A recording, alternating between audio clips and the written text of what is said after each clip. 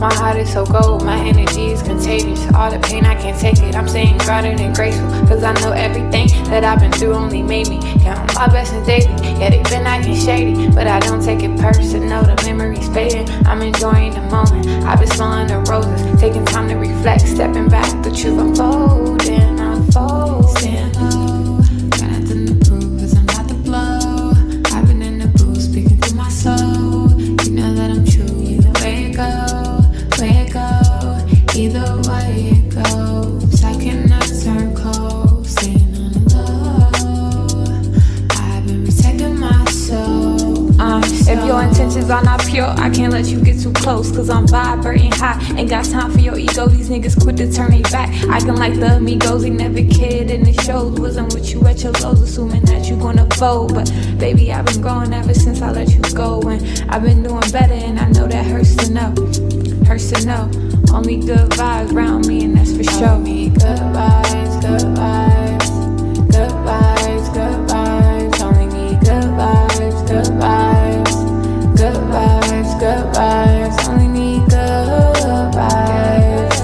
Can't lie. Only need good vibes, good vibes, good vibes, good vibes. You see me searching for my inner peace. I've been learning more about myself and my purpose. Truth always comes to the surface. Was hurting, but I had to heal. Releasing all the pain that I always held. Been going through some changes, I'll make it still.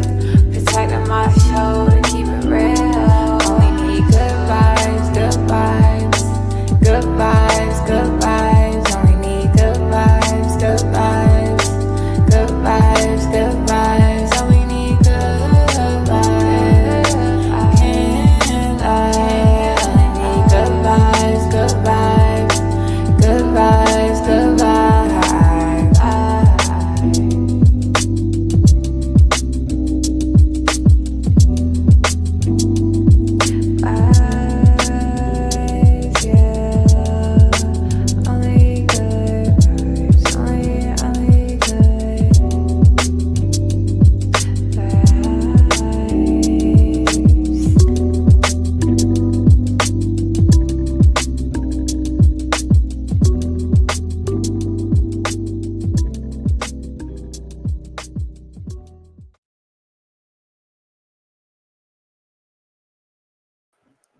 Happy Mother's Day! One more time. Happy Mother's Day! Happy Mother's Day. Happy Mother's Day! One more time.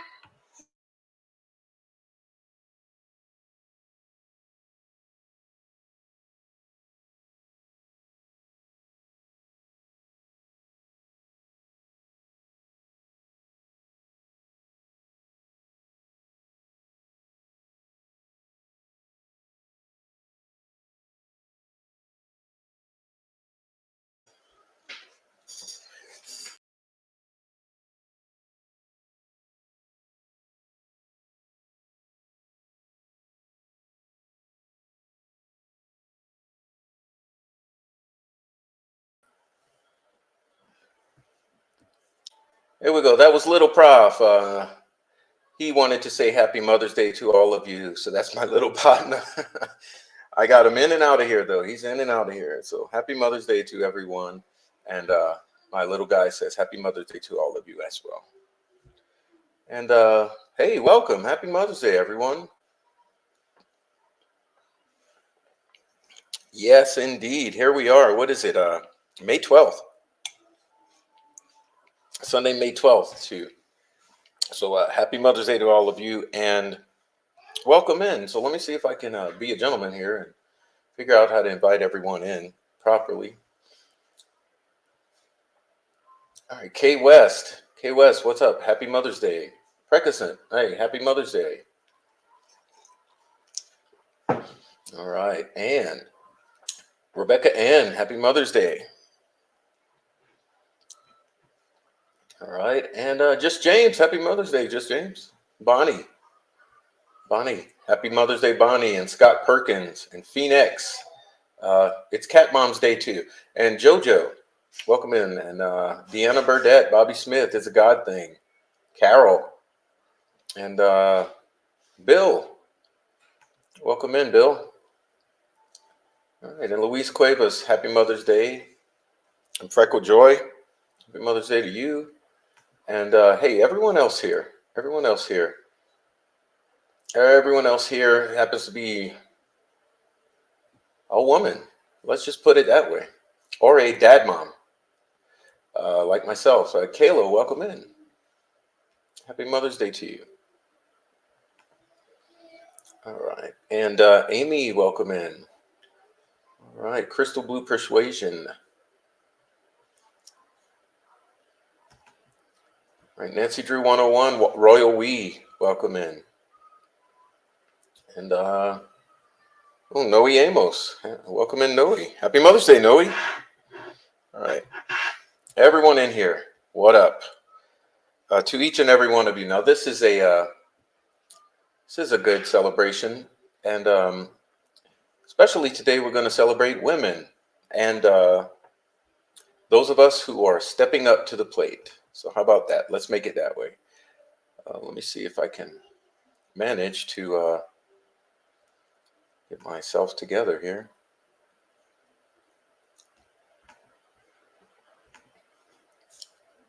Little Prof says hello too.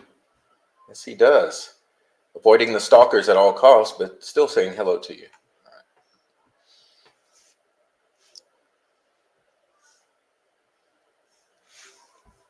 All right. Okay, Lambert Co., welcome in. And it's Noe, and it's Kayla. Nancy Drew and Lambert Co., welcome in, Lambert Co. Yes.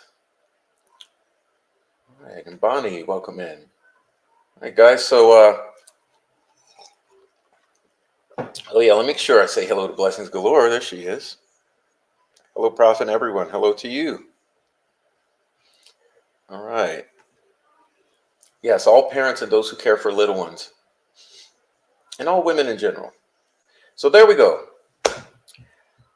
Happy Mother's Day to everyone. And today we have an open panel here. The link's there for anyone who wants to join. Hey, preferably we won't be talking about any kind of harming of little ones or any sort of any of this case, because I have had it. Can we enjoy the day without all of that and just enjoy each other? Her baby daddy. Happy Mother's Day. Hey, y'all. Hey, Amy and Little Prof. And I got a little special something here today. I got some, it's known as cowboy tears. Got some cowboy tears. So, cheers. I'll be drinking some of that. Right. Well, yeah. So, whoa, man, not much to say. I am well hydrated. I have 3 beverages here, so I think I'm good to go. I was well prepared.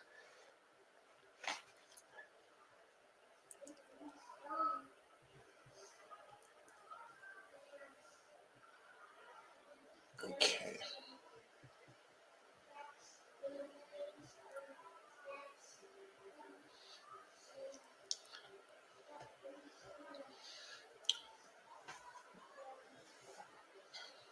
I have a little idea. Just one moment, please. I have to do something like this. Let's see.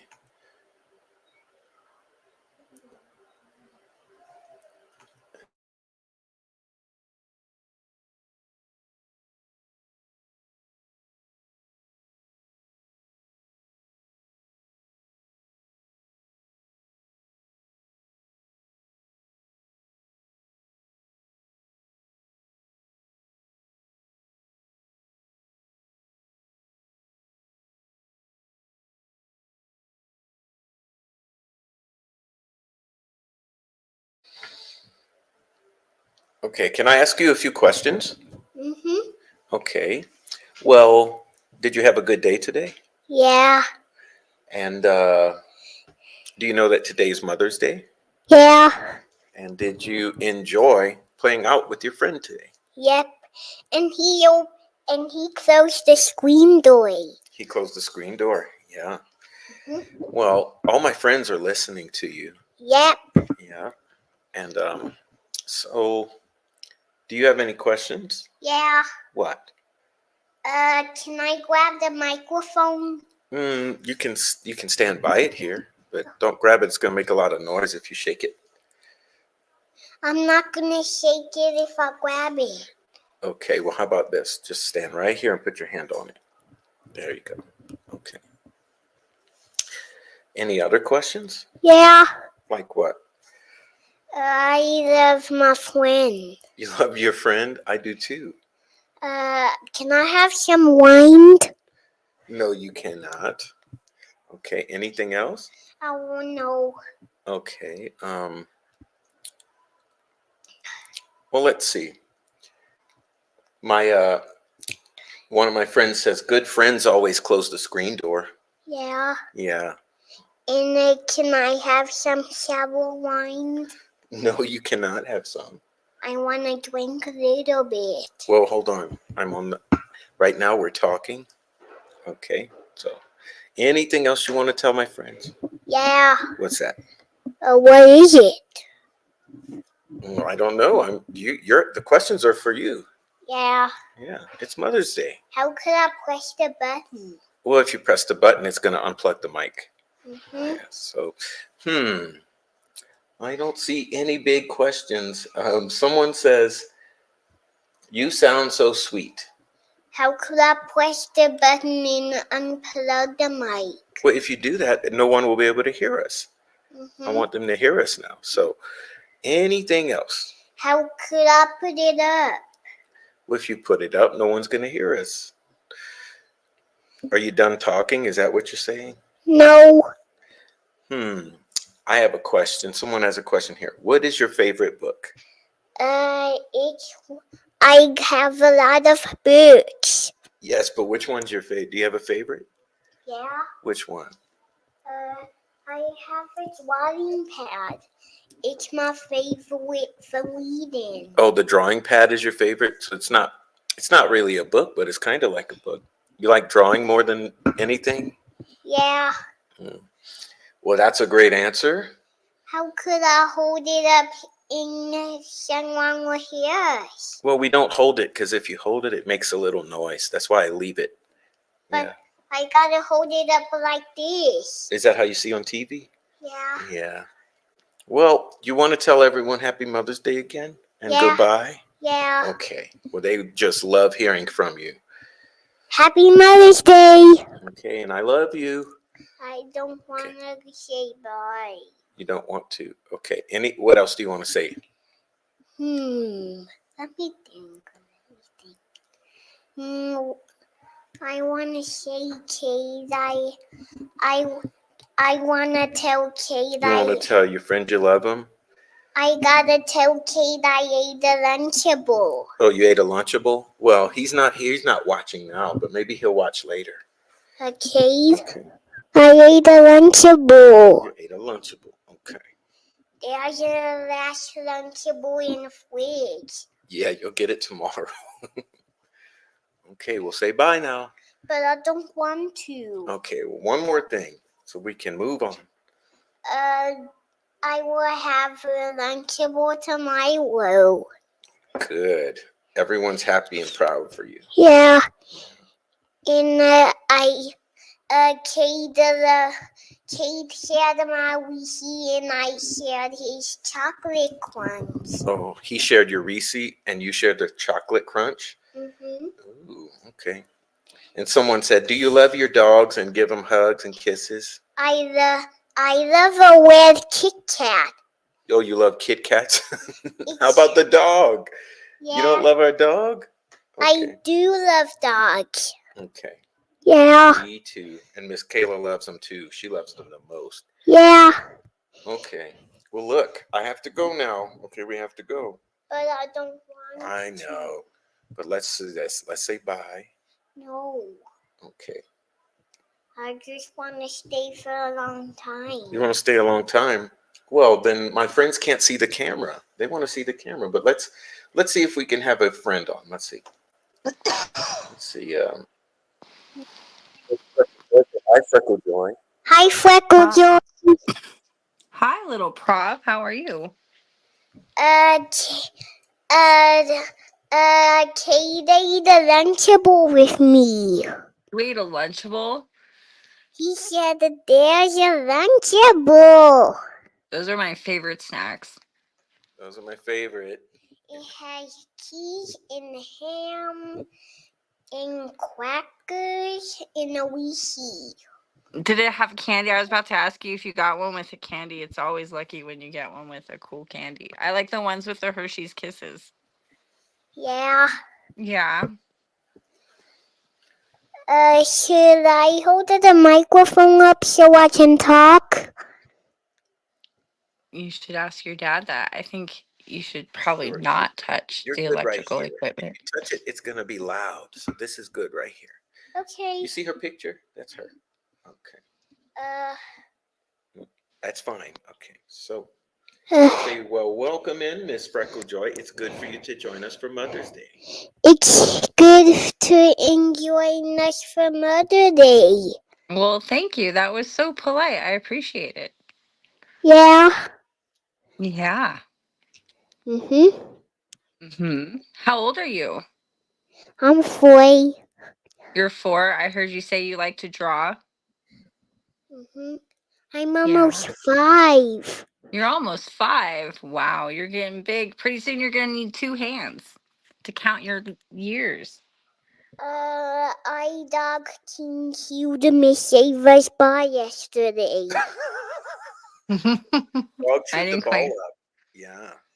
And I saw a little black hair in his little. And he's under the cage. Oh. So I can't find it. You can't find it. You said you looked under the cake? No, it's the cage. That's you can't. I'm that's sorry. I'm Tim's sorry. cage. Oh, okay. I'm sorry. I misunderstood. That's his one machine, Dusty. And Mr. Darewell locked the attic. You got her lost because you're going into wild diversions. So I'm trying to keep up, honey. the attic is locked because someone helped us lock it up, and when they need to get up there, we unlock it. Oh. The attic is in the air conditioner.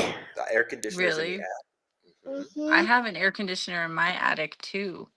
And the Kater got your attic in the hornet hive up there. The neighbor has a hornet hive in the attic. And it's brown. Yeah. And it has so many holes. Yeah. Hornets are scary. Kate has two attics. 2 rabbits? Really? No, attics. There are 2 attics. I'm so sorry. I'm so sorry. I thought you said rabbits, but 2 attics, that's cool too. In the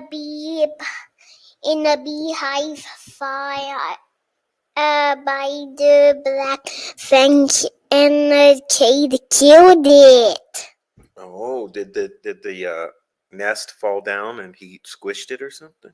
No, he killed it with his He foot. stomped it?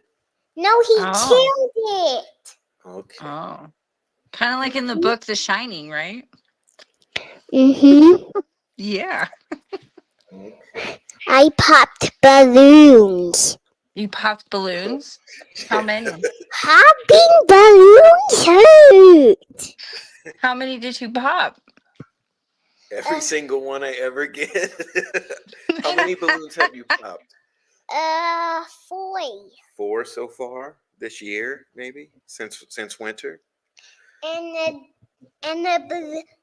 the balloon shop was closed yesterday and busy yesterday. Oh, because for Mother's Day, that's why we couldn't get one yesterday because there was a line for Mother's Day.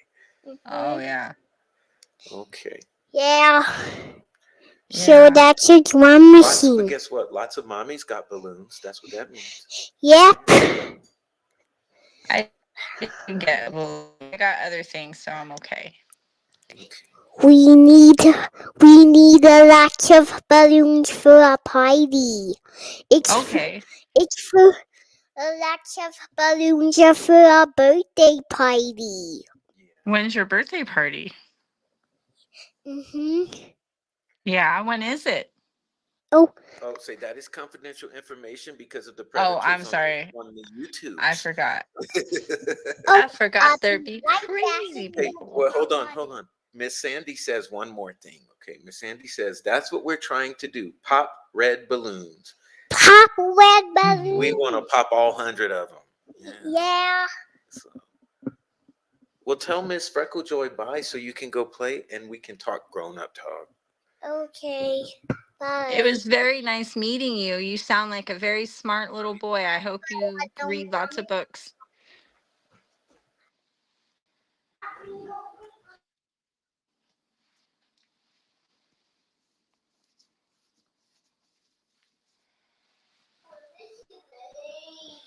Well, we'll have a little hard time putting the microphone down now. We started the ball rolling. Created a monster.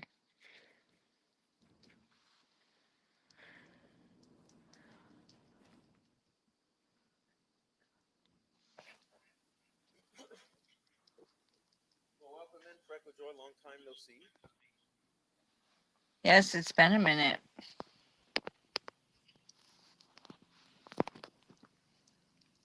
How's things in the YouTube streets for you? They're good. I can't hear you. Oh, there we go. I had the You're mic. good. Okay, off. Now, how's things in the YouTube street for you?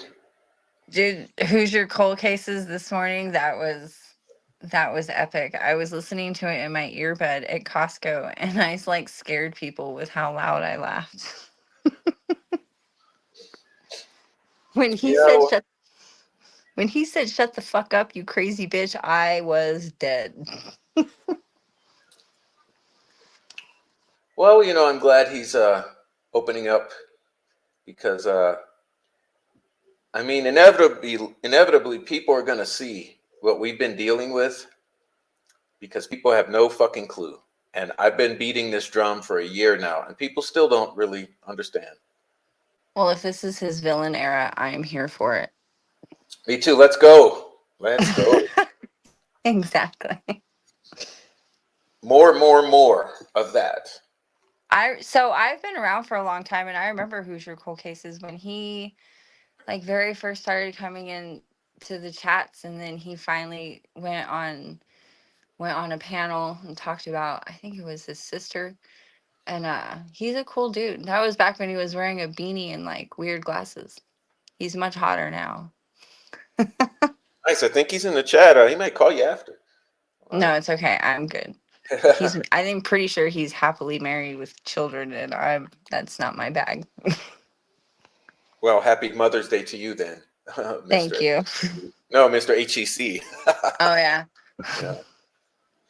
Oh my. So everyone loves little Prof. Well, that was your little Mother's Day gift, ladies and gentlemen in the chat.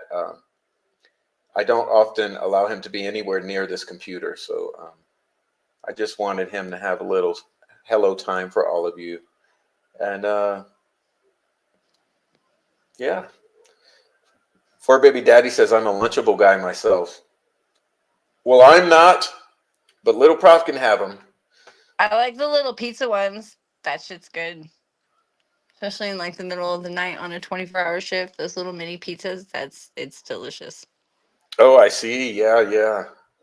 Well, you know, when I was driving around across the country on the many trips I've driven across the country, the hardest thing for me is I'm so picky that I don't do I can't do gas station food, and I know people. There's people that can, but I've tried a number of times to make do with gas station food, and I'm just too damn picky, and so it's rough to drive across country because I end up having to stop for meals, which takes time, you know. Yeah. I drove a lot when I worked for DHS at the border, and I don't mind gas station food as long as I don't fall asleep. I'm good.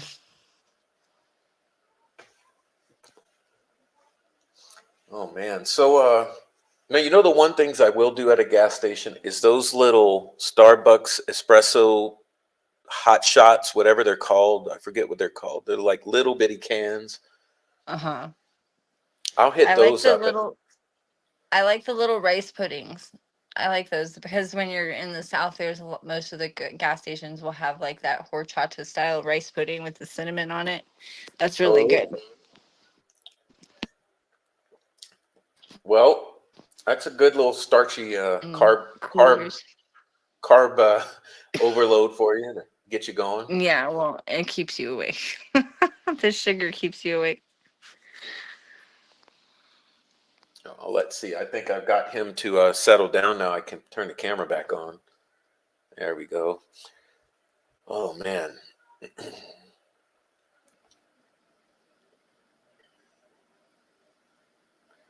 My son lived in Florida. When he came home hooked on gator meat bites. Well, what the hell is that? Is that Those are like cat good. food, but it's gator? I mean, It's really good. It's like super tender. They're good.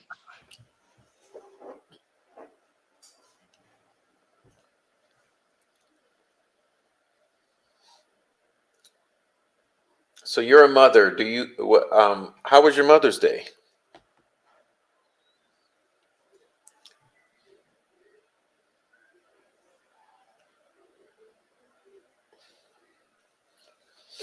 In Whoops, maybe Korea, we in lost you Korea for a and second. Japan. Who, me? I'm sorry. Yeah, it muted Am out I there for. now? You're back. Yeah. I'm sorry. In Japan and Korea, convenience store food, I heard is really awesome. I want to go and see that. You're cutting in and out again, but it sounds like you said Japan and Korea have good gas station food. Yes, or convenience store food. I don't even know if they have gas stations, but I'm pretty sure they do. But I've heard the convenience store food, like the 7-Elevens in Korea, I've heard are off the chain. Like the ramen is delicious. And like I like strawberries, so they have like lots of little strawberry cookies and wafers and stuff. Weird. Yeah, I think I'm gonna have to go to Asia and figure out what I can handle because I am a picky eater. It's just I get weirded out when I watch on YouTube the various people. I'm like, I don't know if I'd eat that. I'm always freaked out. I like that stuff. I was a waitress for a long time in a bunch of different places, so like as long as it's not in a trash can, like I'll eat it probably. Okay, this is gonna sound gross. Please don't answer. No, never mind. I won't answer. I won't ask because they'll use this, they'll clip it, and they'll try to make you look bad. So never mind. I don't give it. I really don't care about most of those people. I mean, I'm sure some of them have bad opinions of me. I honestly don't care at all. They can do whatever they want. Rick Snay did it to my voice. I mean, he read my exact words. He really showed me. But yeah, no, I don't really care. Yeah, well, you know that wasn't him doing it. I know who was doing it, and they were giving it to him. So they do it, and they feed it to him to use. But they did it to me too. They took a letter, and they copied my voice using that They didn't software. even copy my voice. They didn't have a voice to copy. And the voice that they chose was lame. But it's that fat kid, Thomas what Frost, whatever the fuck his name is. He he sent me a message on Facebook once and I was just like, shut the fuck up. He's such a dumbass. Well, he's behind all of the shit with Snay. He was. But now like he's a weird little kid. He plays the way that there's a certain group of people over there. The way that they play both sides is really weird if you watch them in chats. Like Jinx is one of the worst, and then Thomas Frost, that whole little crew over there. There's a little group of them, and like if That's you the watch troll them, farm, babe. I Yeah, don't, I you're don't know that hitting much it. about the troll farm. I just know they are flipping weird. Like they've done some weird shit to me. They've done weird shit to other people, and when it happens, I'm just like, what is going on? Like, who are these weird ass people? It's Sociopaths. That's what they're they are. they are very weird. They've called my work, or they've attempted to. It was really funny. Frank, art of deduction kid, he started all kinds of problems for me. I don't know Oh, what? what he told Ruckus. I know that one time I was in a chat and I said something because it was annoying, and Ruckus was like, "Why did you tell Frank that I gave you the crap?" I was like, "What the fuck are you even talking?" And then Frank tried to he tried to email one of my places of business that I don't even work at anymore and tell them that I was being mean to him online. And then he sent a screenshot of me saying, "What's wrong with porn stars?"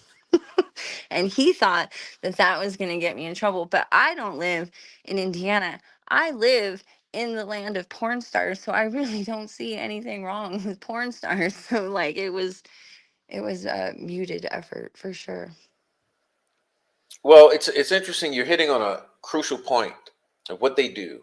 They go to fucking kill you in real life, and I mean, they go for your jobs, your significant others, your former employers, your accrediting agencies. They go for all of that. Your schools, and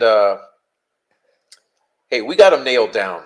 We got them nailed down, and they think they've gotten away with it so far, but Some of them have actually been clever enough to figure out like the private company that I work for. Some of them went on I'm sorry, I've been sick for the past couple days.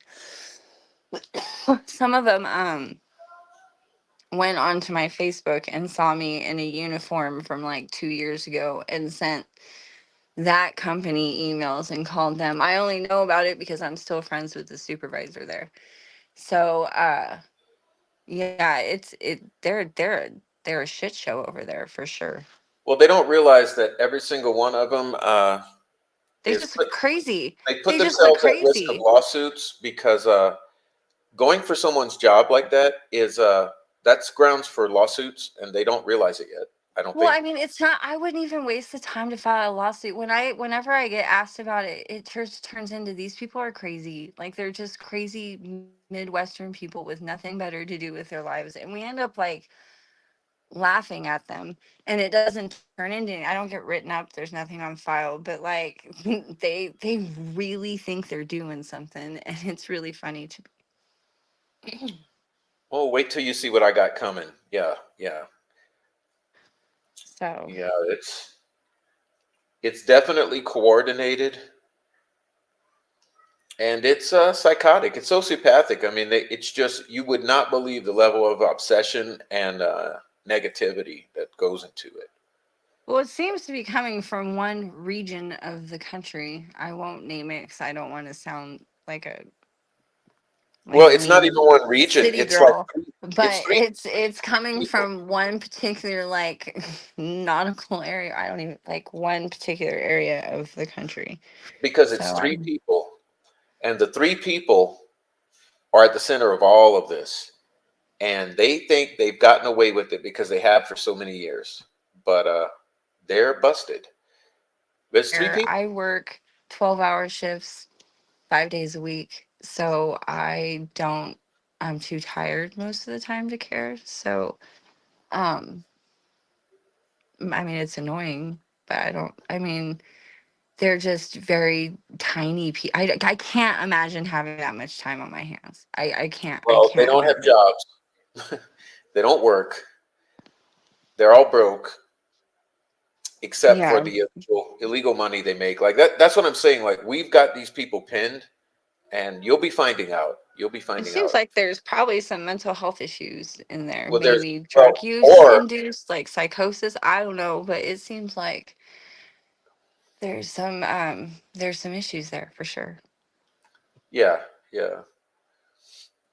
Well, it's either mental health or it's a combination of mental health and cover your own ass, and we'll be finding out. I mean, It's but the way that it's done, and like I don't know a whole lot. I mean, I know, Noe and I talk, we're friends, and I know that there was like videotaping of him, and then that whole thing with Snay and Noe at the courthouse feels like a huge setup. I mean, I don't know how.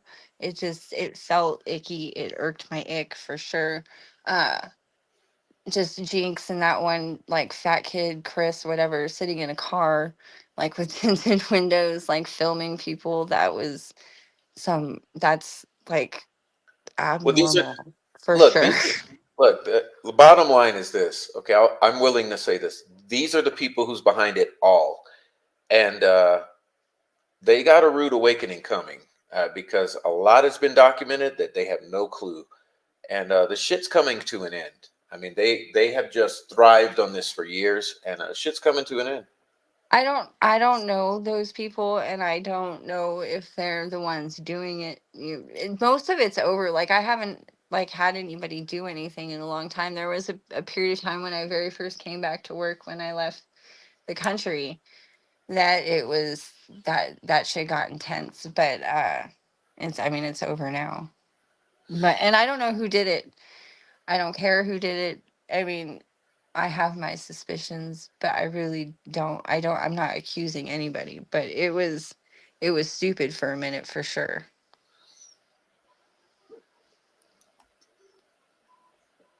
Well, I'll tell you stuff on the private calls and stuff because there's things that have transpired that some of these there's a whole reason they've left you alone. So we'll talk about it Well, off I mean, camera. I'm glad that they have not. I mean, honestly, like I said, it's not. I mean, I work a lot and I'm tired most of the time. By the time any of this stuff happens, like it's a 30-second mention before I go on a call. So after that is done, I'm usually like got my hands in someone's abdomen or something so I could care less. But it's funny. Like we drink beers and laugh about it, but it's annoying. Well, it's Mother's Day, and that's I wanted to do Mother's Day, and so Mhm. the point with these people is none of them have kids or jobs, so that should tell you something right there. I mean, Yeah. living with your mommy or your daddy or your dope dealer, that's not a job, and they don't have kids, they don't have jobs, they have no fucking handle on reality, and I mean, I've got my own. I have a daughter who's graduating from high school in a few weeks. She's going to college in August. Has prom next weekend, so like that's another thing that keeps me busy. She's the greatest thing I ever did. So yeah, I don't really care about those people. yeah, me either. I got kids, and I've also they always like to mock. Like what they like to do is belittle because they're so little. And I'm very proud of my life. Like I've done so much, and I have a older kid and a younger kid. So, like I've had kids, I've done a lot with my life that no one knows anything about because no one on YouTube needs to know about it. And Well, but like I'm I've accomplished a lot since this case started. When this case started, I was a casino hostess in Laughlin, Nevada. And now, like, during COVID, I went to EMT school. I did all my stuff I was supposed to do for that. And then I did, which was 1,000 hours of 911. And then I did paramedic school. Now I'm doing that. And now I'm starting my RN program in October. So, like, I went from being a casino hostess living with my loser boyfriend to like owning my own house and like having a career. So, I wow. hope that everybody else will be able to, after this case is over, do something with their lives as well. Yeah, I mean, the funny thing, Freckle Joy, and I really mean this in the just for you. I'll say this: these people are homeless. I mean, a couple of them can't even keep a house. So, I mean, this is what we're fighting here. Like Yeah. the uh, the insanity is so overwhelming to them and all encompassing that they can't even keep their homes. Uh, but yet they're worried about harassing people on the internet. And someone says, "Congratulations on your daughter's accomplishments." Yeah, and on hers, because it's Yeah, amazing. she's amazing. She has been going since she was in like the 5th grade. She's been in a GATE program and she went to a charter magnet high school and she went to a humanities magnet and she is majoring in communications. She is the best thing that ever happened to me. I am the luckiest mother in the whole world. And she's absolutely drop dead gorgeous too. So That's a good one. That's a good one. What's up, Noe? Noe's coming on in. Hey, Uh, Noe. Good evening, Prof. Uh, Good evening and happy Mother's Day, Freckle Joy. hey Noe. I Um, started listening a few minutes ago, and it seems like when I'm driving, I can't join the studio. And when I get home, it works perfectly fine. So, Noe. uh huh. I was listening to Violent Femmes the other day and you need to learn some Violent Femmes. You would be really good at performing Violent Femmes. Oh, Have you okay. heard of them? No. They're a 90s like alternative grunge band. Let me. They're Right, they right. they s- sing that one song. Do you remember that song Blister in the Sun? I probably do. I mean, I listened to a lot of music in the '90s. That and Social Distortion. What's the name of the band? It's Violent Femmes, Femmes. There's a song what the fuck is it? I forgot what it was, but I know the name of the hair. Hold on, I have it on my Yeah, if you text me or put it on that, you know, text phone, you know, and I'll look at it. I'll look at that. I'm gonna play a couple little um one in Richmond, Indiana, and another one in Pierceton, Indiana, which is by Warsaw. And uh-huh. I'm working on my sets. And I have a private little event that I've been doing here in Wabash, and I'm going to do another a different set there. But in Richmond, Indiana, it's got to be all originals. I have vacation time coming up that I have to use or I'm going to lose it. I was thinking about renting a car and driving across the country. Yeah, I was just obviously stop in Indiana. I'm not telling anybody about it, but I'll probably stop in Indiana. well, I didn't drive across the country last week I was on the road and it was so therapeutic, man. I hadn't made a long trip since 20 I think 21 was the last time I drove a lengthy. I like driving in the country. I don't. I mean, or flying, but I'm not too excited about traveling abroad.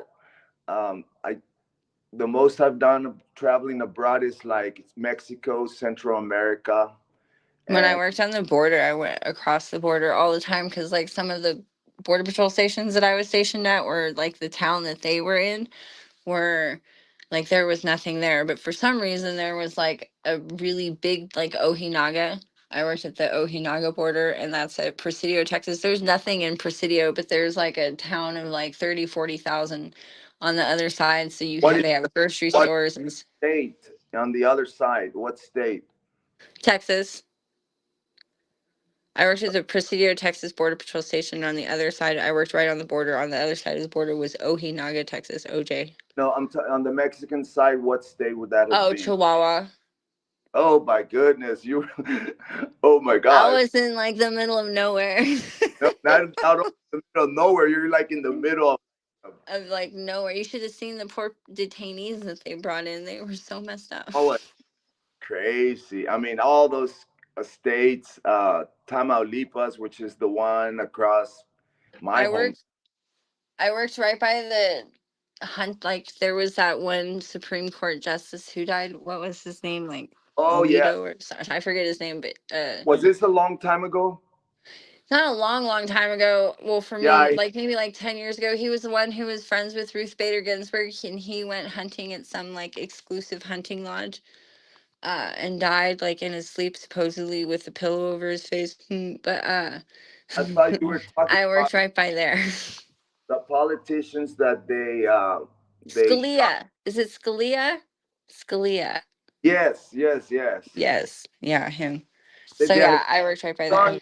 You gone south towards like on the Texas side, further down south to like South Texas, like Laredo. No, so I didn't. I did go through the when I was in Presidio, I was in the Big Bend sector. So Yeah. I stayed in that sector and then stayed more towards like the Van Horn, Texas, over to like Sierra Blanca, Uh huh. uh like Tucson, New Mexico. I didn't really go much into like Del Rio. I went to Eagle No. Pass. Obviously, everybody has to go to Eagle Pass, but that was like as far east as I got. Yeah, I got family down there who work for the same for Homeland Security. I'm it worries me. It's my first niece, and she has been with Homeland Security for a minute. Yeah, and she works down there, and she fights the traffickers and worries me because she's tiny, you know. But boy, she loved that shit. I Got in. what it is scary, but like when I was there, I worked full time for like a year and a half, but now I still have a security clearance and I'm still like an employee, but I only do PRN like as needed, so I have to fill like 3 shifts at the San Ysidro border every like 3 months or something. Sometimes I do more because it pays really fucking good, but but My I know my niece is doing well because she owns 3 Chargers. yeah, She said, it's a good job. You make a lot, and they have per diem, and they pay for your hotel, they pay for travel, and they pay you way more for your wear and tear than like pay me so much more for gas than right, I ever actually used. And I would like give them my miles and give them like my route and everything I did and like my receipts, and they'd be like, "Oh, you get this much money," and I'd be like, "Wait, why would you give me that much money?" But they call it like wear and tear on the car, like whatever. So I was just like, I was making a lot of money there, but you live in hotels and mm, you're on the road constantly and you're safe. I've never felt safer. Like you're surrounded by federal agents and border patrol and DHS police officers. So yeah, I never felt unsafe. my But niece with I U.S. felt, and most of the people are not like some of them are scary, Uh huh. obviously. Most of them aren't. Like most of them are just people just looking for a better life. And I mean, obviously they're breaking the law and it's very clear to them that they're breaking the law when they do it. But I know they're just mainly nice little kids that are coming Yeah, here escaping like drugs and poverty, gangs and like poverty, their and families are being threatened. Yeah. they're escaping poverty, violence, and a lot of they're just trying. There's unemployment all up in, and not just Mexico. I'm talking about the whole, all the way No, like the whole sense, like Guatemala, Guatemala, Honduras, El Nicaragua, Salvador. El Salvador. Yeah, El Salvador and Guatemala, big time. Yeah, Honduras. my niece, When I my was working in San Diego, because of the Sonora cartel, mm, there was a lot of Chinese immigrants. There was one detainment center that I worked in where there was one night we had more Chinese aliens in there than we had anything else. And I was just like, what is going, like, where's China? my What's going does on? my niece works with U.S. Customs, so Yeah. she's inspecting shit coming in, like and human trafficking. So I inspect the not people in a coming in to make medical sure that they're not carrying any communicable diseases into the country, right. like lice, scabies, tuberculosis, skin diseases. They get a lot of injuries when they're coming across, a lot of foot, leg injuries, a lot of hands, heat, exhaustion, dehydration. So we treat all of that before they're released for their court date. So, But yeah. these road trips, I it's been years. Like I said, I was so privileged last week, and I did a very nice little round. And so if you do enjoy it, because I'd rather drive. But I mean, I only flew when I had to, but I'd rather drive. I've driven all over in the state. There's not one state, not one corner in Mexico that I have not been to. But, from Cancun to Acapulco to the whole northern Chihuahua, El Paso borders. Um, I'm looking forward to seeing more green. So I'll probably do like a northern route and come back down across the 40. But the 40 and the 10 are like the two freeways that I get stuck driving on the most. And the desert is beautiful. I love the desert. I'm a desert girl. I'm from California. I live in the desert, but I want to see some trees. well, I lived in El Paso for a bit, okay, Uh and huh. West Texas, right? And right at the edge of the desert there. And one thing I didn't like about the desert was the desert storms. Every freaking Yeah.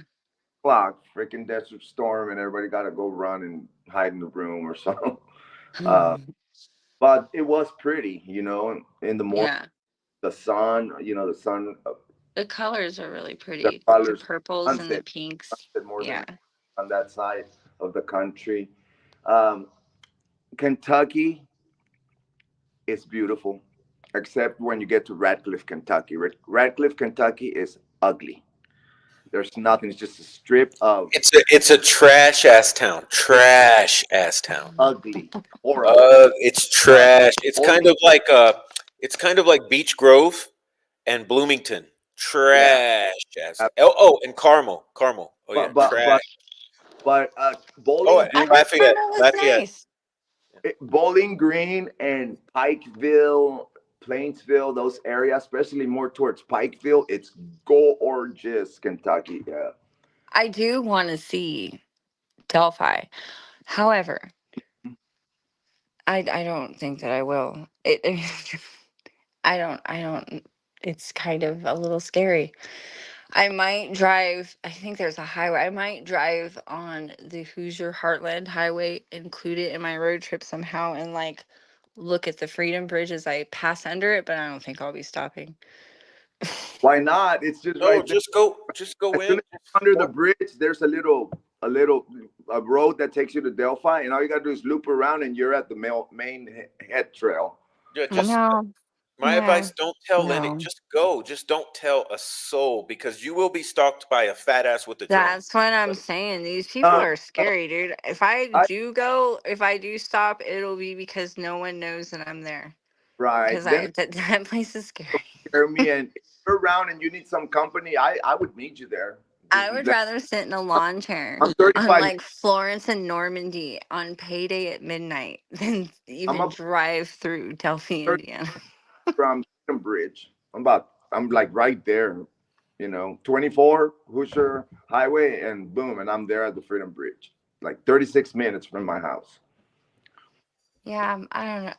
I might drive through. I might include the Hoosier Heartland Highway somehow into a road trip, but I don't know if I would. Well, you said you travel mostly 10 and 40.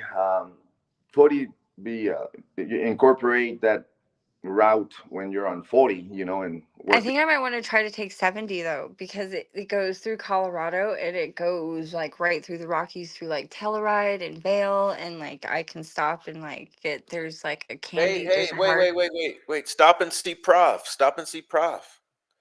Where do you live, Prof? I'm not I'm telling, but sorry, I I'm forgot. in. I will Hey, look, send it in hey, the group chat. you're if you're coming through, the Rockies. Let's put it that way. If you're coming through, I'm right here. I'm right here.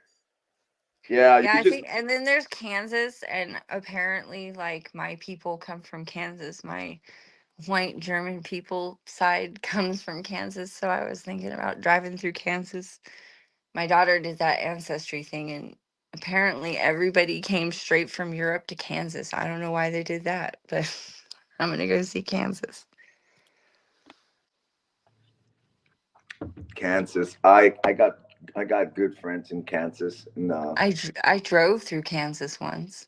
Wichita, Kansas. No, I drove through on the 70, so I Oh, wait, don't. Oh so my God, that's a horrible drive. I mean, I hated the Kansas portion of driving the most. It's I got just pulled over so once stretched for out. going like 67 and a 65 in a like construction zone, and the cop was There's like a a couple dick. speed traps. Yeah, you know what? I really learned to watch Google because people constantly update the speed traps, Is and that Google or is that Waze? I was watching Google, I believe, or it may Google. have been Apple, but it was my maps, just a basic apps map on the phone, and I clicked the like watch out for the speed trap button, Oh, and okay. sure enough, they were accurate. They were They pretty were. accurate. Yeah. I don't mind cops. Like I mean, back in the day, like they would have scared me. Now I don't care. But that cop pulled me out of the car and searched my car. But the way that he searched it, I could have been like trafficking 2 pounds of cocaine and he wouldn't have known. Like he just kind of lifted some shit up and was like, okay. He even said, you have a license plate from California and we have people that bring drugs through this area on this freeway. And I was just like, do I look like I'm trafficking drugs? But he searched me. But like I said, the way that when I was standing there watching him search my car, I was like, I could have had anything in that car. man, I've been searched dozens of times, man. No, I In believe it. Louisiana, I had helicopters pull me over. It was a whole like they a squad of like had there was like as soon as I crossed into Louisiana from Texas, this is in the 90s. Um, there was like four state troopers lined up, and they as soon as I passed them, they got behind me, and I was like, "Oh shit!" Right? And I mean, I was loaded. I was super loaded, and then but I had not noticed them. What I noticed was this fucking helicopter flying real low and shining the light on me. And then I looked behind it. It was horrible, man. It was like, and let me tell you, the idiots didn't find it.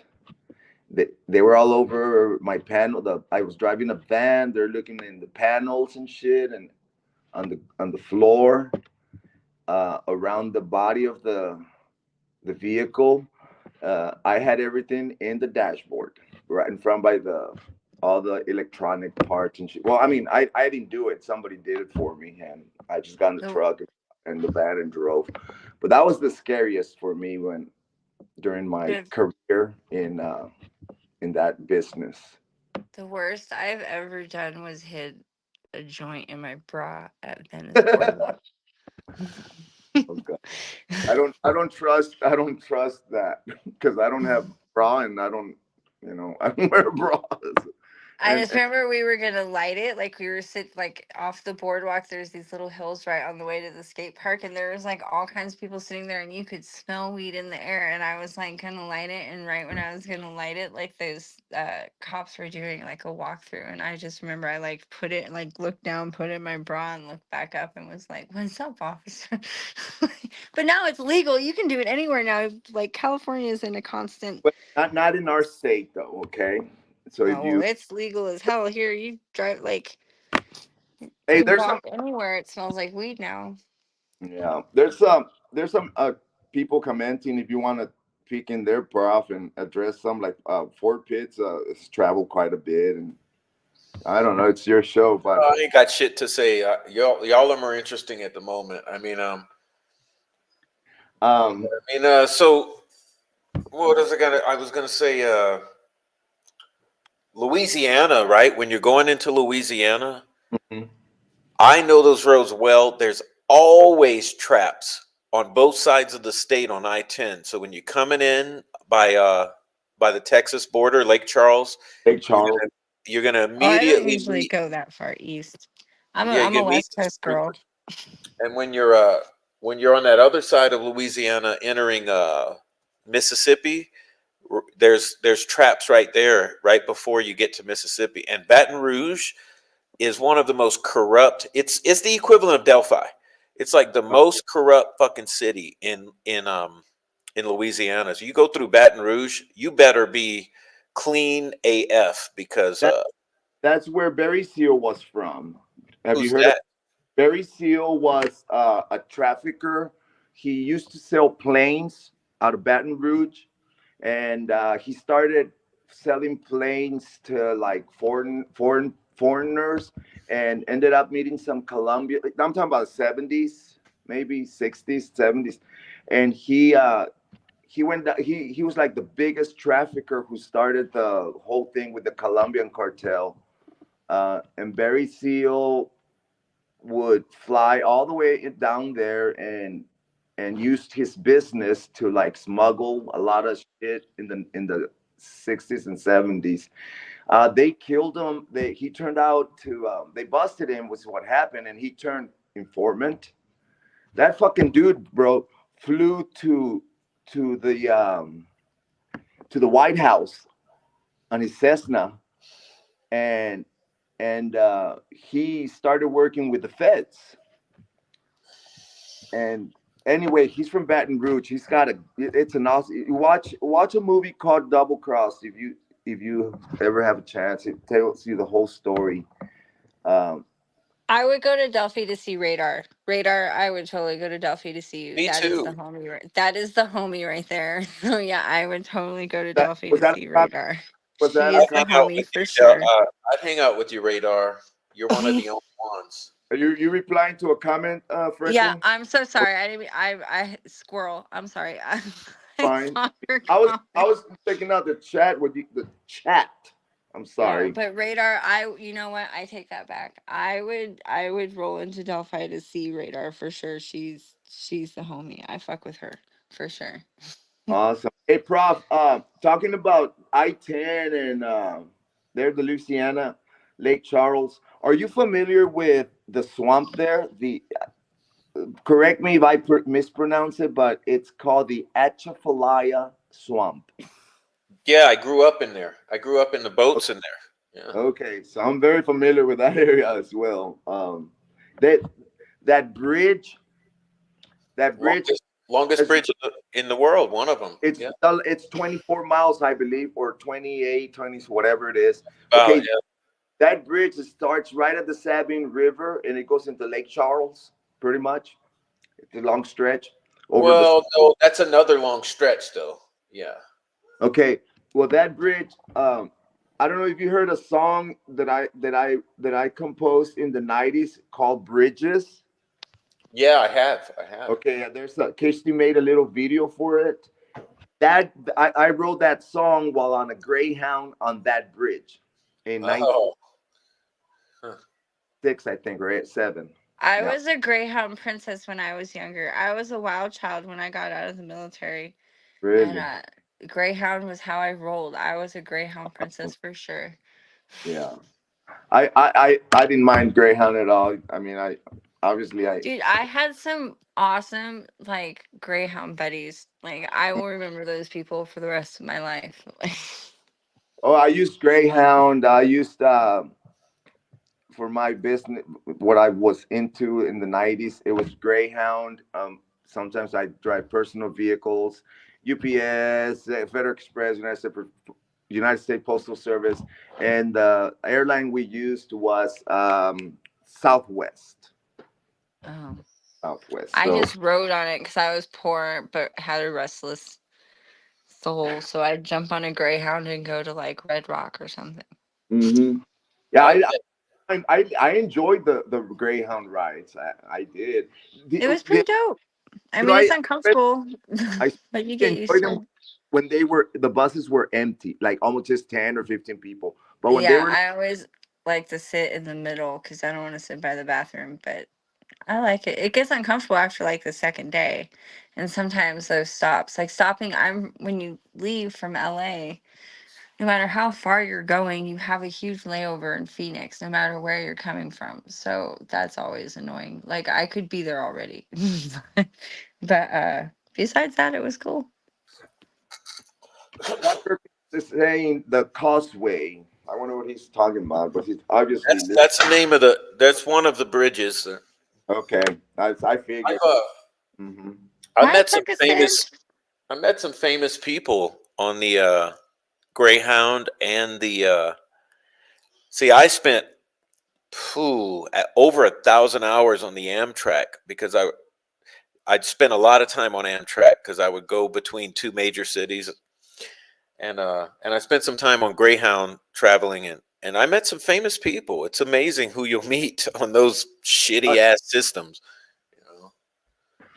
You see, the Amtrak is the only or few whatever source of transportation that I am not familiar with. I would love to, bro. I would love to do a train trips one day. You know, like from New York to Chicago or something like that. You know, I know I've already. when I used to live up north in which up north here in Indiana in Goshen, they have the Amtrak there out of Elkhart, and I always I planned a trip to get on the trolley bus in downtown Goshen to Elkhart, and then in Elkhart board the Amtrak and head to Chicago.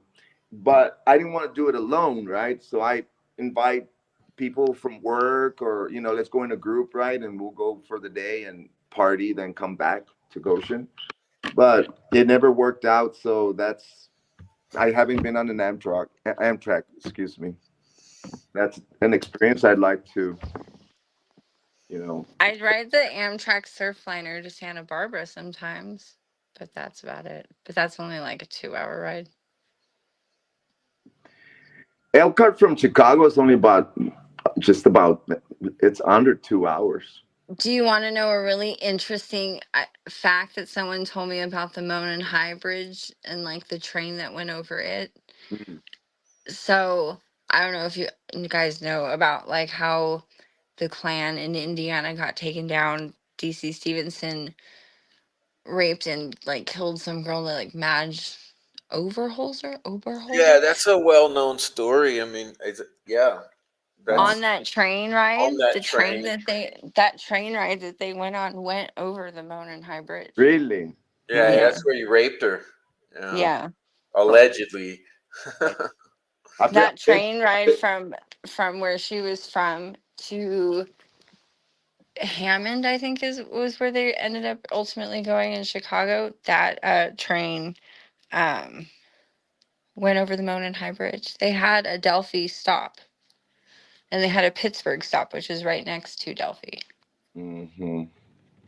I always thought that was I wasn't the aware. stories that They, about that place too are crazy. If you go through and read all the old like Carroll County comets, like um people there handle things very differently than they do here.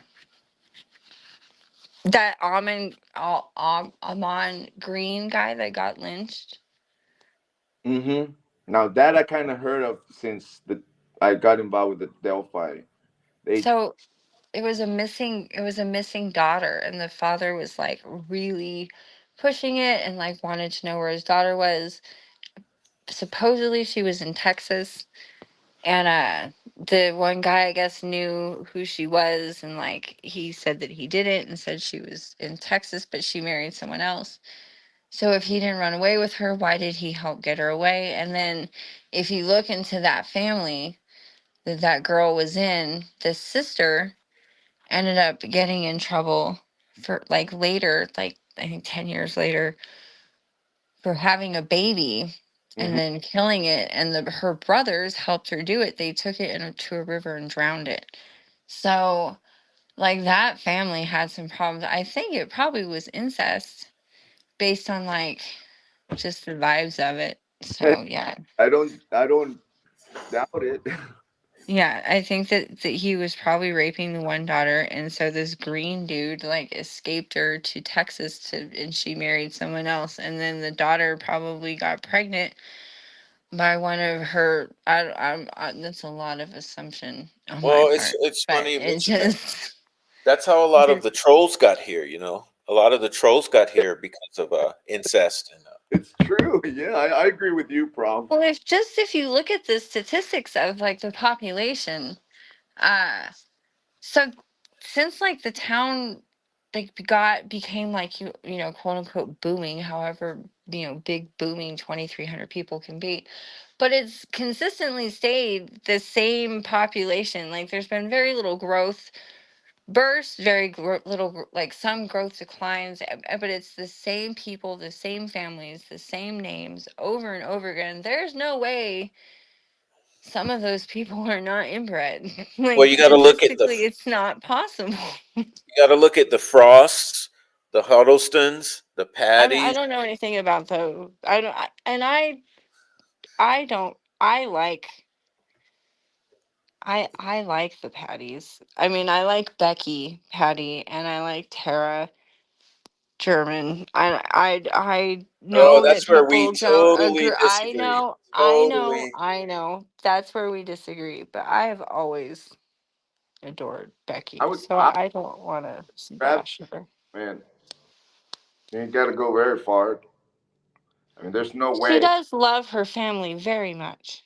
Like she loves the hell out of her family, and she would That doesn't literally mean they die aren't for her lying. children. If they're lying, they're lying. Why would you lie over kids' murders? It doesn't make sense. I don't know. I don't know. I don't know. I I don't know how to answer any of those on questions. that. I'm not there. I reserve my comments on that family. But the only thing I can say is that at some point I did talk to Carrie. She's not a Patty.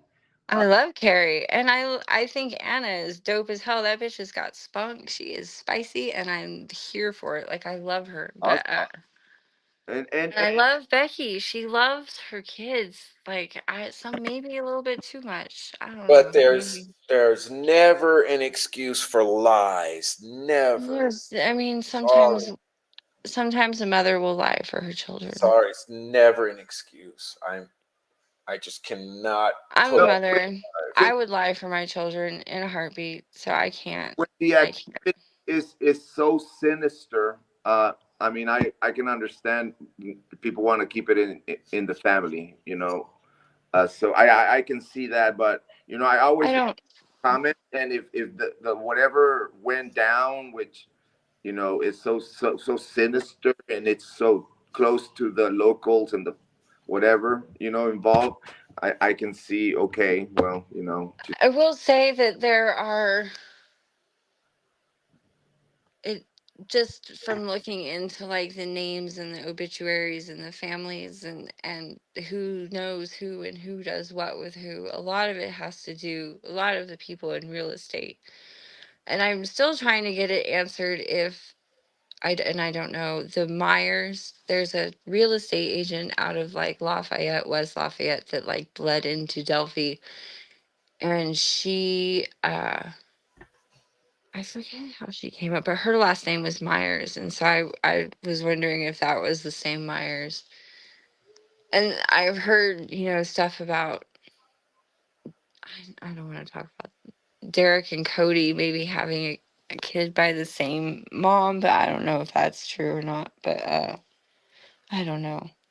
There is weird, but like, so I grew up in foster homes, and I at a very young age had my parents do some like incredibly unstable shit, and like I can only imagine like trying to piece that together after a tragedy would be hard to make a timeline of all the craziness, especially when you've got people going in prison and people getting out of prison and moms moving to Kentucky and all that stuff that was happening in that time frame. Plus on top of that, you've got kids in sports, and you've got numerous kids and other grandkids and all this stuff happening. I'm sure that it would be hard to, when a tragedy like this happens, to go back into your brain file and try to piece together an accurate timeline, especially when you've got the whole entire internet doing everything they can to tear it apart.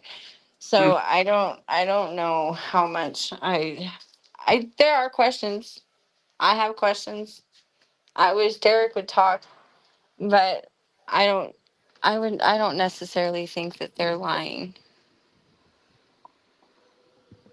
There's an interesting comment here by Pitts, and he says, "You can't love Becky if you love Carrie." So obviously there's something there, Shut the fuck up. and obviously there's something there. So I do, and that I will say that from the story that I heard about Cody and the adoption, and like the way the mother was coerced based on Julie Melvin, like I don't even think that's legal. But I mean, I don't know. I wasn't there.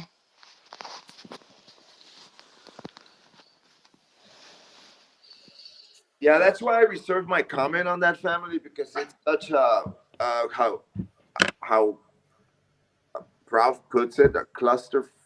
What? How do you say that? What cluster? There is Clusterfuck. a lot. Clusterfuck. There's a lot that they've got their fingers in a lot, and I would like some, someone. I mean, no one, Derek doesn't have to say anything to anyone. He's a grown ass tax paying dude, so I mean, he doesn't have to tell anyone anything. But something Oh, would be you don't pay nice. But taxes on hundreds of thousands of dollars of meth sales. You just oh, don't. I don't know. And like also, I just remember one time, uh, Becky was asked about Derek's charges, and she said he was just making meth for him and some of his friends and around town. And I was like, "Oh, Well, there's sweetie, a cover up you right don't there. steal an entire tanker full That's of he said for that. to make some meth for you and your friends around town." Okay, look, Freckle Joy. That if she said that, okay, if she said that to you, that's a cover No, up. not to me. She Oh, said that. I am not Frank Meister. I didn't talk to Becky. So oh I my God. think that that's just from what I've seen in the public. If she claims that, that's a form of cover up, because that's the number one excuse anybody's gonna say. Oh, I was growing it for me and my friends, Yeah. or or I was transporting it for myself and my. No, if you're fucking in the business, you're in the business. You're there for profit. Period. No ifs or buts. So this, oh, it was just cooking for this or cooking for that one. No, no. That's where the cover up begins. Right there. Yeah. I mean, This yeah. fucking I don't know. my son made a bad choice. He got into the business. Got caught up hustling with the shit. Got caught. Told on My one. dad, No, Derek is my age. and it's like me. I was a former fucking trafficker. I got busted at the time. My I ain't got. dad went to prison I'll for tell trafficking. people so that people don't have to go around telling my story. It's my story. I get to tell it. Yeah. Not Well, my dad went to prison for trafficking when I was a little girl, and that's the reason why I was put in foster homes. And like, I would have loved if I had a a mother like Becky come rescue me. But everybody makes mistakes. Maybe Yeah. his were a little bit more severe than other people's, and whether or not that costed him the life of his child, we have yet to see. I don't know. I don't have enough information, but it's suspicious for sure.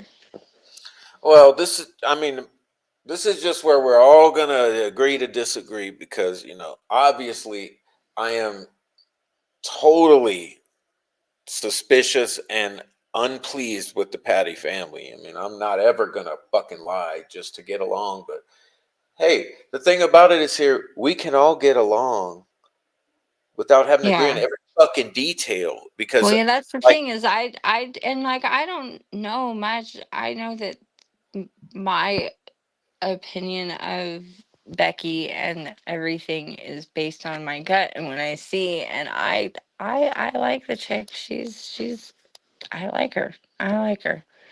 She loves her family. She's a strong woman. She's, in my view, behaved way more elegantly than I ever would if I was in her position. So I I mean, honestly I think can't. she's a victim. She's a victim, I mean, she's a you know, victim for sure. For sure, but they're all. I it mean, doesn't yeah. excuse like there's like I just think there's levels to the shit. And it's like you can be a victim and still be like a problem. So I it's would just lie for my child, so I can't. If she has lied, if I can't even say that I blame her for that because I would lie for my daughter every day of the week, fucking 15 times on Sunday, like trust and believe. Like so, I can't say that like I even hold that against her if she yeah. has lied. I wouldn't. I mean, I'm an asshole though. I am an asshole. Like if like my son commits crimes, I'm going with law enforcement. I don't give a No, fuck. I'm fine. I believe like in justice. I'm just like, hey, hey man, if you fucked up, that's you, bro. It's you. It's like I'll support you on the other side of it, but that's just me. I mean, what I'm trying to point towards is like the thing that I think we can all agree on is there's a deeper problem than Becky Patty, and that is for me, it's what has gone on since these crimes on the internet, and I've been trying to pound it into people's brains for a year now, is Hmm. that there's something happening There's around this definitely case. something weird. Yeah, and it involves trolls on the internet and creators on the internet, and they're in one accord, and there's criminal activity. I mean, there is cyber stalking happening, and it's a federal crime, it's a state crime, and you got to ask yourself, what the fuck are they trying to do? That's the problem with Delphi. It's not the killers, it's not the law enforcement. It's like the first thing has to be addressed is what the fuck is going on social media with people trying to control things on social media about Delphi murders. And my theory is that has to be dealt with and recognized before anything goes higher. Because you can't deal with the law enforcement and not deal with understanding why are these people doing this. Because these people are doing this for a reason. This isn't just a fucking coincidence in my Yeah. mind. Like when you see the extent to which they do things. Yeah. It's crazy how in this case, you got you got what they call the pro prosecution and against pro Richard Allen, whatever, And I've never heard such thing in any other, you know, even And profile and man. why does someone have to choose a side? Why Right? can't two things be true at the That same weird. time? Like, why do I have, if I think Richard Allen could be guilty, I like why does that make me pro prosecution? If I think that the prosecutor is fucking up and like erasing shit and like what the fuck, like this is some corrupt ass shit going on, like why does that make me pro. I'm just annoyed see. with people and like what they like. I don't Uh-oh. know enough No, it's probably her connection. Well, that's where we to agree, form an Freckle. That's where we agree. for It's like I feel like I don't have to be on one side or the other. I can be me, and I can say the evidence will have to show me. Bottom line. Welcome, Silky. Look, Silky came. Hey, Silky. Hello, I love hello. Silky. I see Noe's here. Who all is here? Hi, That's ma'am. It's Freckle Joy and me. Noe, and happy Mother's Day, Okay. sweetie. Thank you. Hello, Freckle Joy. I did not I've never seen you on a panel, so No, cool. I'm usually I don't. I was asked because it was Mother's Day to have a mother on the panel, so I'm a mother, so here I am.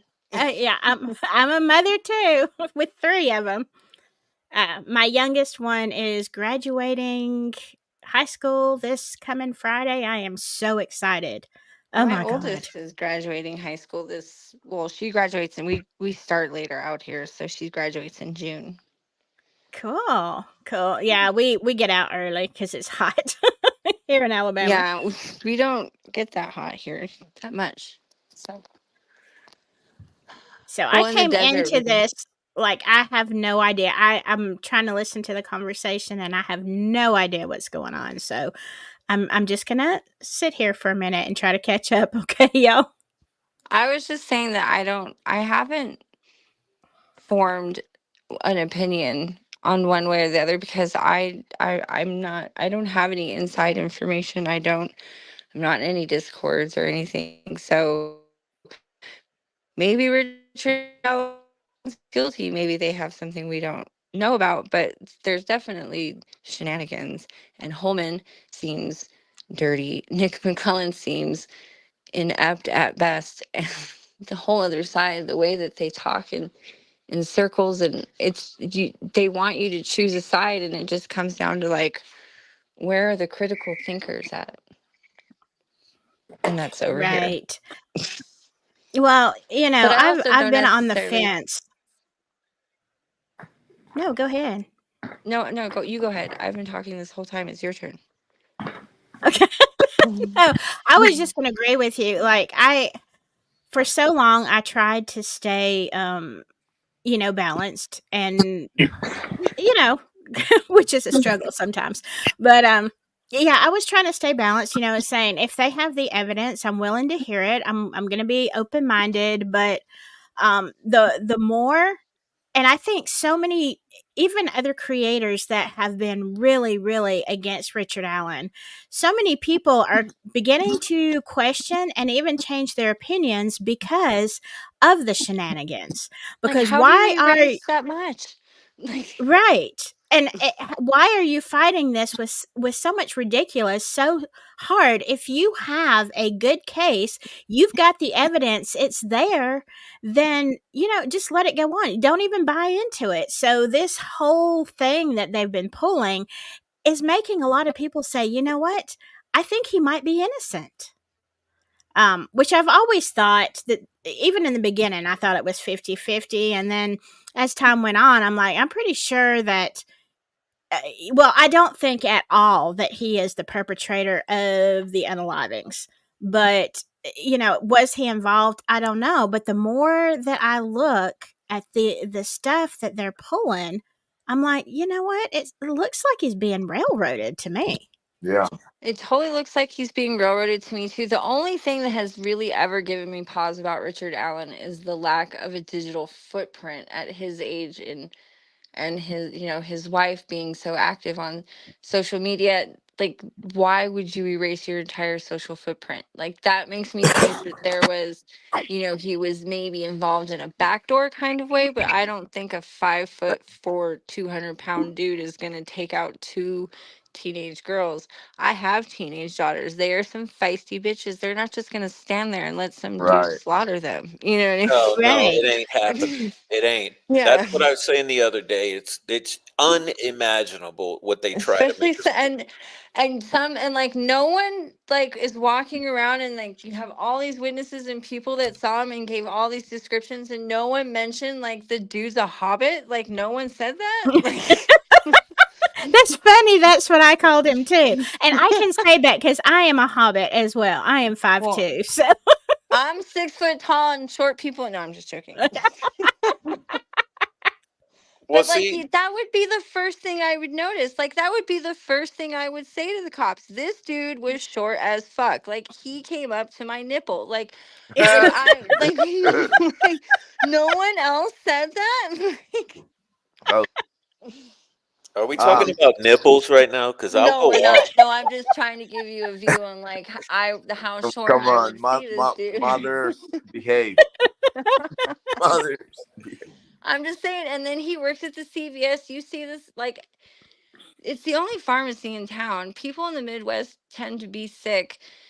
You know, the farm diet isn't healthy, so everybody goes yeah, to the pharmacy. Everybody goes to the pharmacy. Everybody has seen little Hobbit pharmacy tech, and no one bothered to say, "Oh, it was the Hobbit pharmacy tech who killed those yeah, two girls." Like, it doesn't make sense to me. exactly.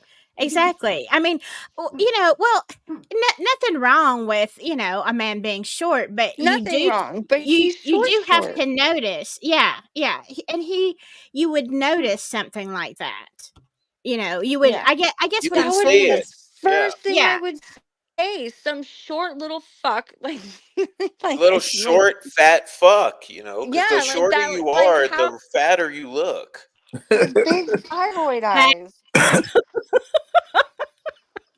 It's It's like, true though. That is true.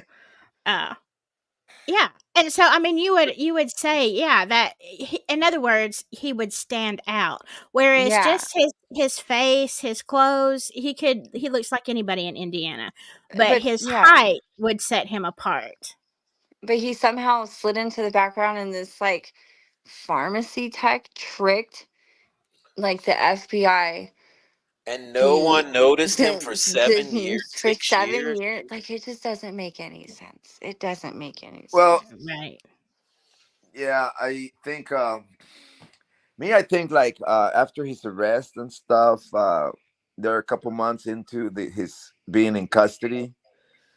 I think the way he was, I know that a lot of people say that he's being tortured and stuff, but I think the way he acted in custody I while in custody was kind of shady to me, and not so much the confessions, but more because like I've been in custody and I've been in his conditions. Now I've never been charged for the same charge he has, so I don't know what that does to you psychologically, right? But Right. being in the condition he's being housed in, it's like in prison term, it's like you're at the Hyatt. I mean, you yeah. got your own room. You don't have to deal with another fucker in your room. You know, you get everything brought to you. You get taken out to go shower, clean. You get taken out to walk around and watch TV, and then you go back to your room. And the next hour, the next person next to you goes out, and you get to interact through the window. So it, it's to me, it's a more comfortable living condition What in about a this prison. suicide buddy thing? Is that real, Noe? What is In that? his the suicide buddy thing, is that real? That sounds Okay, absolutely now asinine to now me. that is a Westville thing, and I had never heard of it, and I think it's very weird that they do that. That is weird, and like I Especially don't even being an understand. inmate. Yeah, now I assume that it would be a trustee doing this. You got your every prison or jail, etc., has a classification system, right? And there's inmates who reach a level of trust, and they become, like they help in the prison, like, they get the better jobs, like being a bit librarian or being a clerk in the office section of the prison. That's what it sounds to me that this program had to be like trustees, inmates who have been, like there and have very good behavior to get those type of jobs or positions. But it's not just a regular inmate, dude, from general population, from the fucking, the dirty white boys or, gang member. This has got to be an inmate that is earned a trustee position. But I still find it weird that in the settings that I've been, I had never heard of such thing. Never heard of it. That note. No, A even huge history in the Department of Corrections at all, but I've never heard of that. yeah. Well, I mean, I don't work at DOC because I work for the county. And I mean, we have similar situations with people who are in PC and all that. And no, I've thought about it because I watch the inmates so much. I'm like, if I were going to be an inmate, and I mean, it's not off the table with my temper. I know y'all don't see that because I don't show it online, but it's like I know.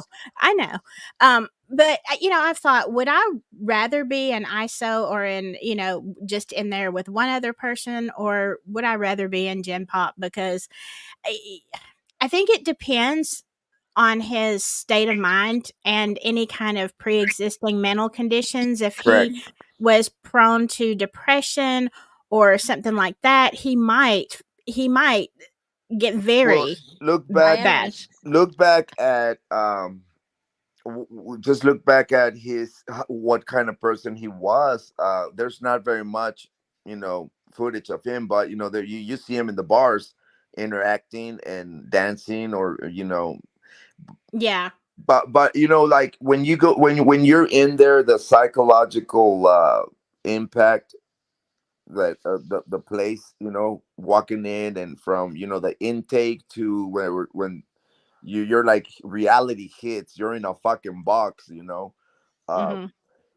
it does something. And like I said, like he's being charged with a double homicide, so I don't know what it did to him, but one thing I know, that like me personally, having experienced what they call the 23 in, 1 hour out, I Hmm. never had issue with it. I mean, gosh, I would draw for hours and like just go on my own. I worked out in there. I read the Bible. I mean, you have It would be everything. hard on someone. I mean, he lived a pretty soft life.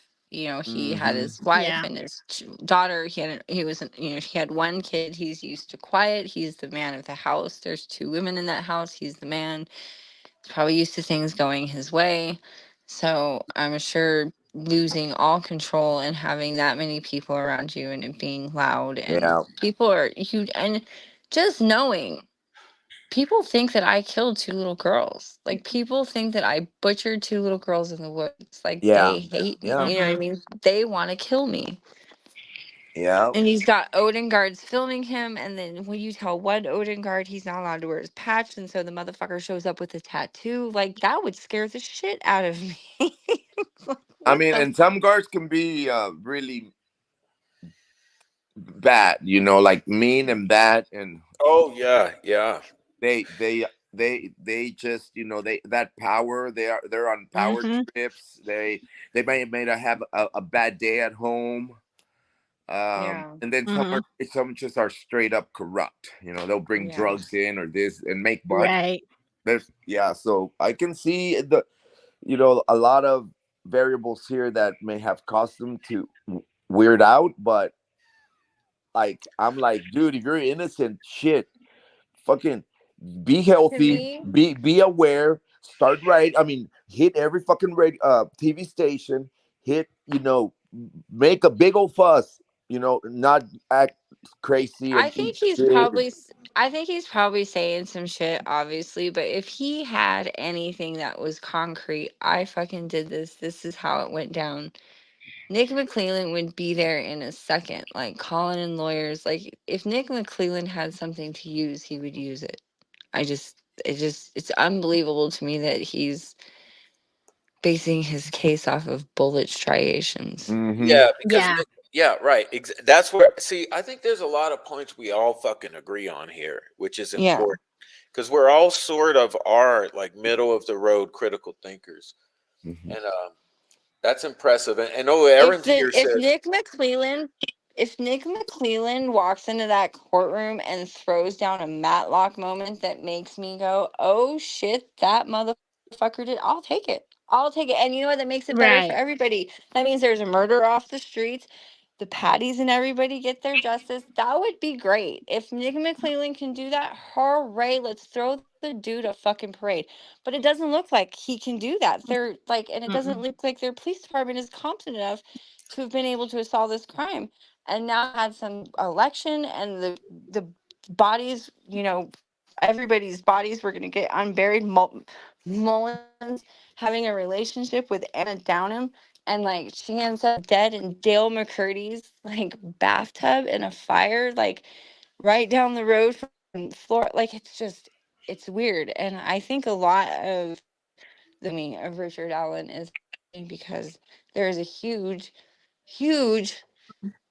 not wanting the feds anywhere near this. And like if it's the Vinlanders and it's white nationalists that have strings and tentacles in Ohio, then that's the feds all day long. So Red flags as fuck, as I like to say.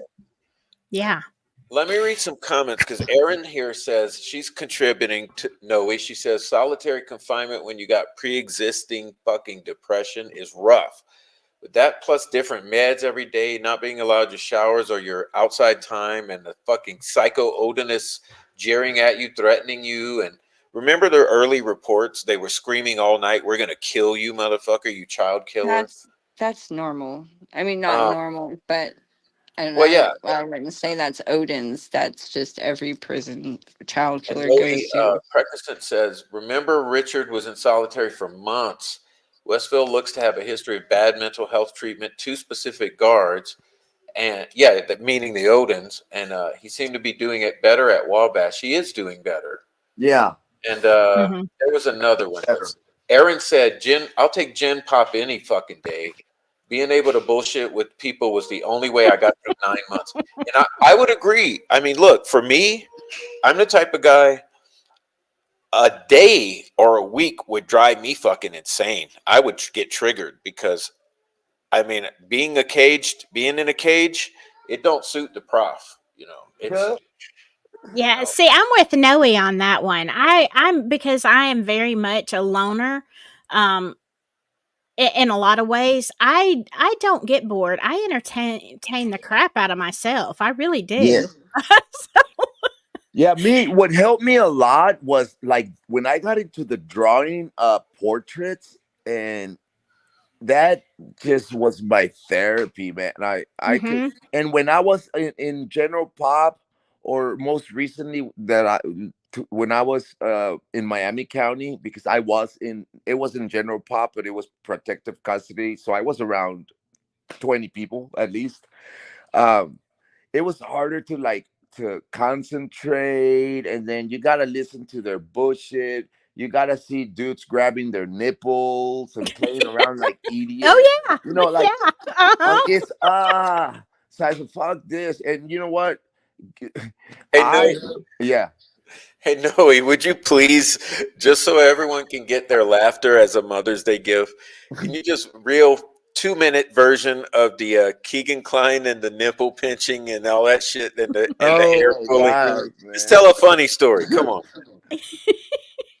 All right. Who's pinching whose I'll nipple? tell you guys a funny story real quick. Okay, so we were playing this game with a beanbag that I put together. Okay, it was basically crushed ramen noodles and inside a sock, and I sewed the sock together, so made it into a beanbag. I cut the end of the sock, so it was a little square. So we started playing like tournament teams, 2 against 2, and we used the tabletops as the target. So I made it into a tournament, right? And every house or every cell, okay, every cell in the pod um, would enter the tournament, and we would play for coffee, right? So I was the organizer. I'm always into organizing something, right?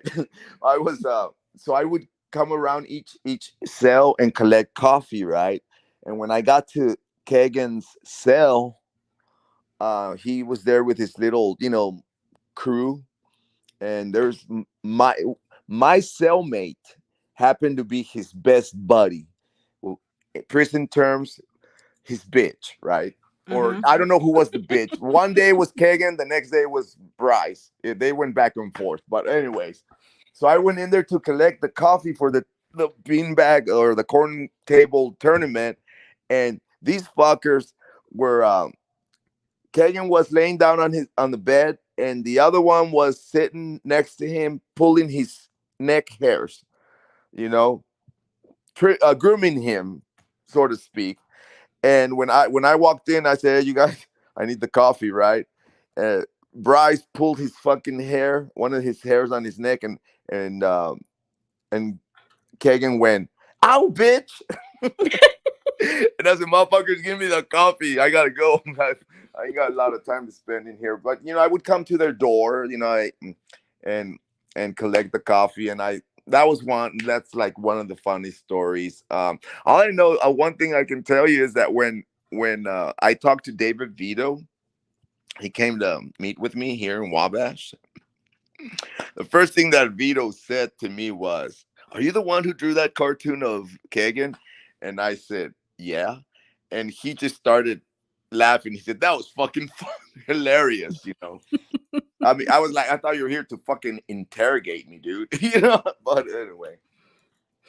Oh my gosh, that reminds me, Noe, of we have a saying because I do the medical intake, and the questions they ask are pretty invasive, Mhm. and you're like, how do you identify? Are you, Right, right. are you whatever homosexual or whatever? And they're all like, oh no, no, I like women. I'm just gay for the stay.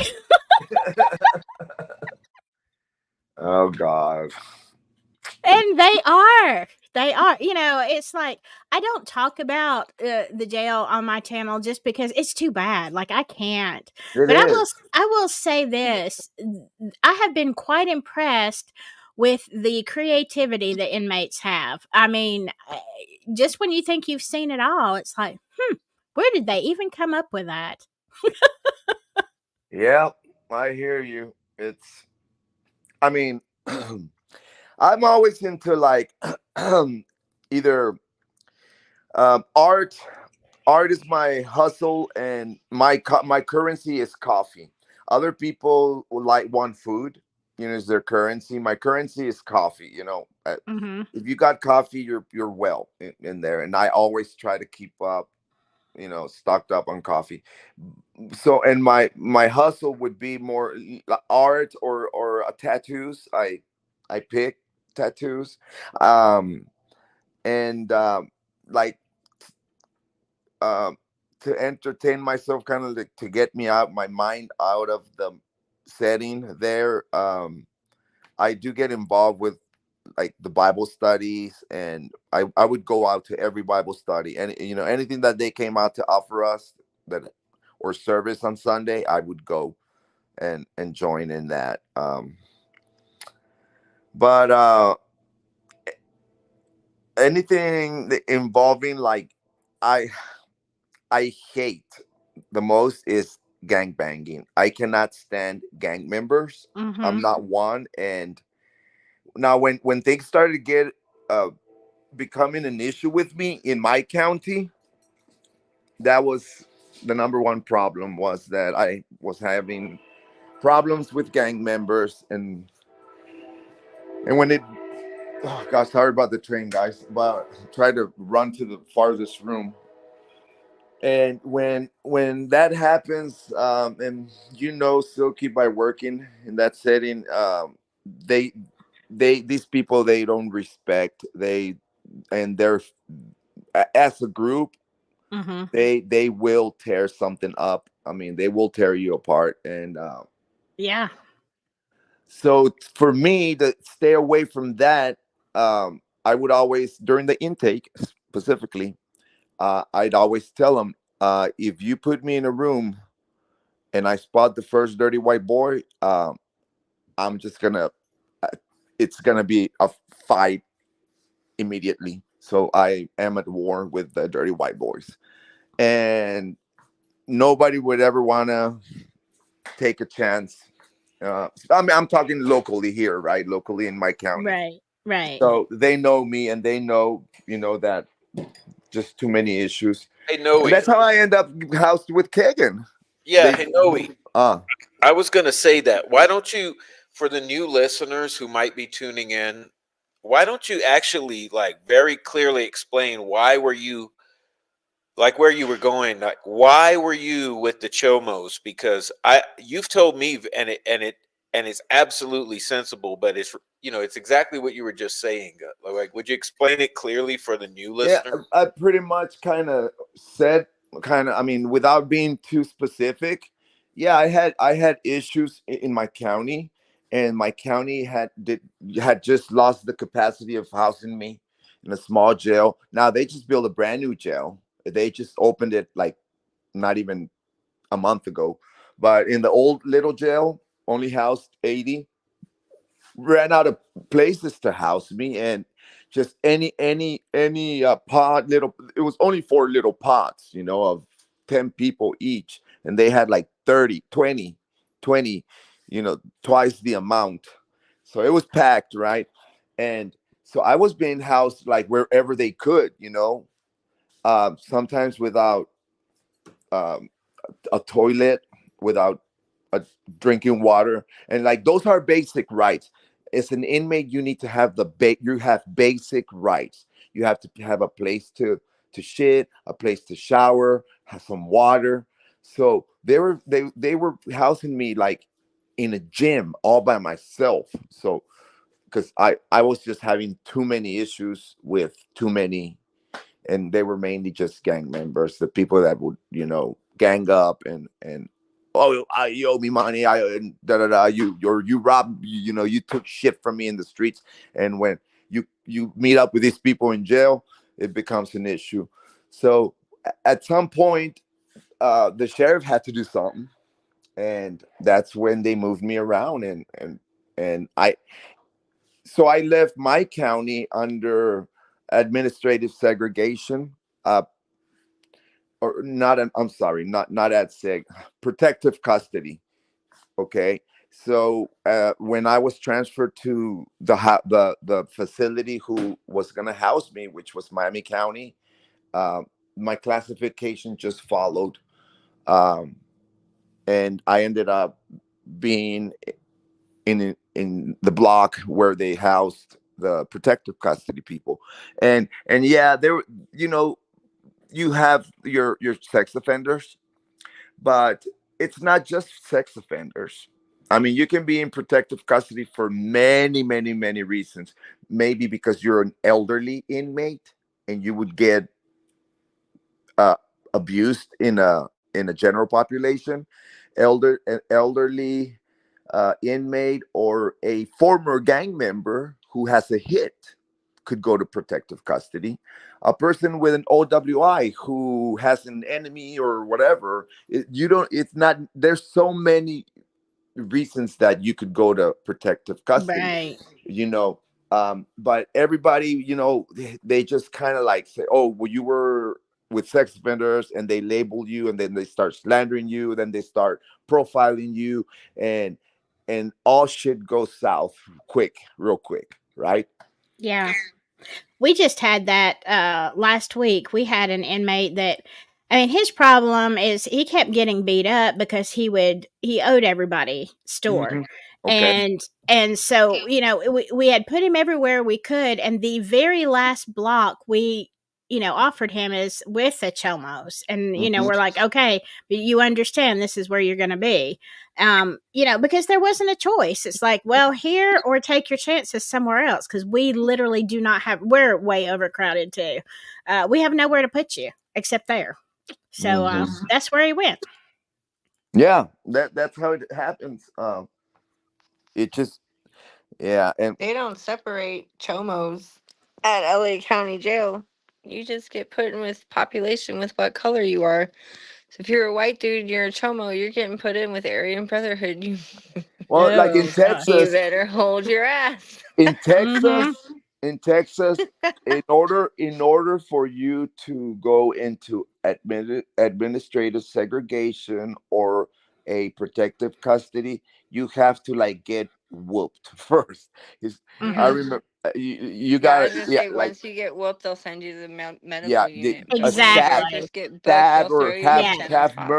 half murdered, and and they'll say, oh, okay, well, yeah, you need to be protected. But if you come in with a charge, whatever the charge is, yeah, you go straight to Yeah. general I was population. gonna say Yeah, LA County bigger. Jail. I mean, I've had to do county calls all the time to take to USC jail tower, but they don't. I mean, they have a medical unit, which is where I usually have to go into when I go there. But general pop is general pop. How they segregate people is by color, and then the Wow. Mexicans they separate them by norteños, and then I forget the other The one. south and the north, sureños Yeah. and norteños. Yeah, Yeah, yeah, I know they all separate about all that. that. So I mean, that's how you get separated.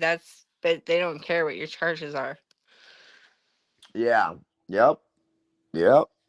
Those are like big jails, big county jails, big Yeah, the cities. Twin Towers. They're Mm. trying to get it taken down. Sheriff Baca, the FBI came in and investigated LA County Sheriff and Twin Towers, and they threatened the FBI and undercover dude, and they had someone on the inside, and they like moved him around, and they couldn't find him for like 3 weeks or some shit like that. Sheriff Baca, our sheriff, went to prison. And then he said he was old and he was losing his memory. And then he turned state's witness, and all of a sudden he got his memory back, and now he's out as a witness. So yeah, that's not shady. Wow. Wow. Because we had problems with gangs in our prison. With the not prisons, we had problems with gangs in our county jails, but within the deputies, the sheriff's department itself, it was so big that they had their own little mini gangs within the sheriff's department. And the like more Hispanic geared gangs reported the more like white geared gangs to the FBI. That's why the FBI came in. And now, if you go to county jail and you look around, there are no white guards. They're all Mexican, Filipino, or like, um, or black. Yeah, there's no white guards anymore because of. I mean, it's very. They think we're liberals out here, but everything is. We're still segregated as fuck out here. Uh, Wow. Wow. damn. You see, we're not like that at all, and everybody thinks that Alabama is such a racist state. And I'm telling you, we don't. Nobody gets put segregated for any reason, and our guards are a mix of everything. And I mean, I think we're probably very misunderstood. Yes, there are some crazy Southerners that are old school and terrible, but for the most part, we get along. Like it's not, we don't base our opinion of you by skin color, but by your attitude and your actions. So I think now, and I've heard this from a lot of different states. I think now Alabama is really pretty progressive comparatively with some other places. You would think California is progressive, but I mean, we try to pretend that we're liberal, and we are. We vote liberal for sure. But LA has a long history of racism. We have riots to prove it. There's still places in San Diego where they're just now starting to get rid of like red lines and stuff. So we talk a big game out here in California, but when you're here and you live here and you watch the daily news and you watch the local news, you know that we have a huge skinhead problem here in California. Wow, A man. huge skinhead problem here in California. Gee, that's I can't even. Yeah, well, apparently Indiana too. Oh yeah, Well, that's the Mhm. thing. I just saw Is two earlier today. I was like, those are skinheads. Indiana has Oh yeah. an extremism problem. Like everything that goes to Indiana, like if you even watch the soft white underbelly on YouTube, they talk to the Klan, and even in that YouTube video, they're like, "Oh yeah, but the Indiana Klan, like Indiana always runs a gamut, all of its own when it comes Yeah. to this stuff." Well, that's something I've learned since I started getting into this because I had no And clue they're all before. fighting with each other. That's Well, the other I thing I've noticed with these groups too. There's a lot of them. They're very extreme. People come to Indiana or go come. Huh, I'm not there. They go to Indiana and they're very extreme, and but they're all fighting with each other. Even like the Vinlanders and like the Hammerskin in Ohio, and like if you read about their history and just all of that group of people, they're all like very poor, uneducated white dudes with something to prove, and they're all fighting with each other. They're all like running for rank out there. yeah. It's really weird. Well, see, people think because I go at the biker gang so hard that I hate bikers. But one of my best fucking friends in the world is a retired, so to speak, Hell's Angel. He's an old fucker, but he ran hard until he couldn't go no more, and he's a retired artist. And You see, I hang around with a lot of bikers here in Wabash. I work with bikers, and I mean, just think about Joe's a biker. Joe's a biker, and um, some of my counselors are bikers, and further up, but they're not into the bullshit. They love their motorcycle and they love to bike with their groups, I'm and the then daughter of a biker. My and, dad went to prison for and his club.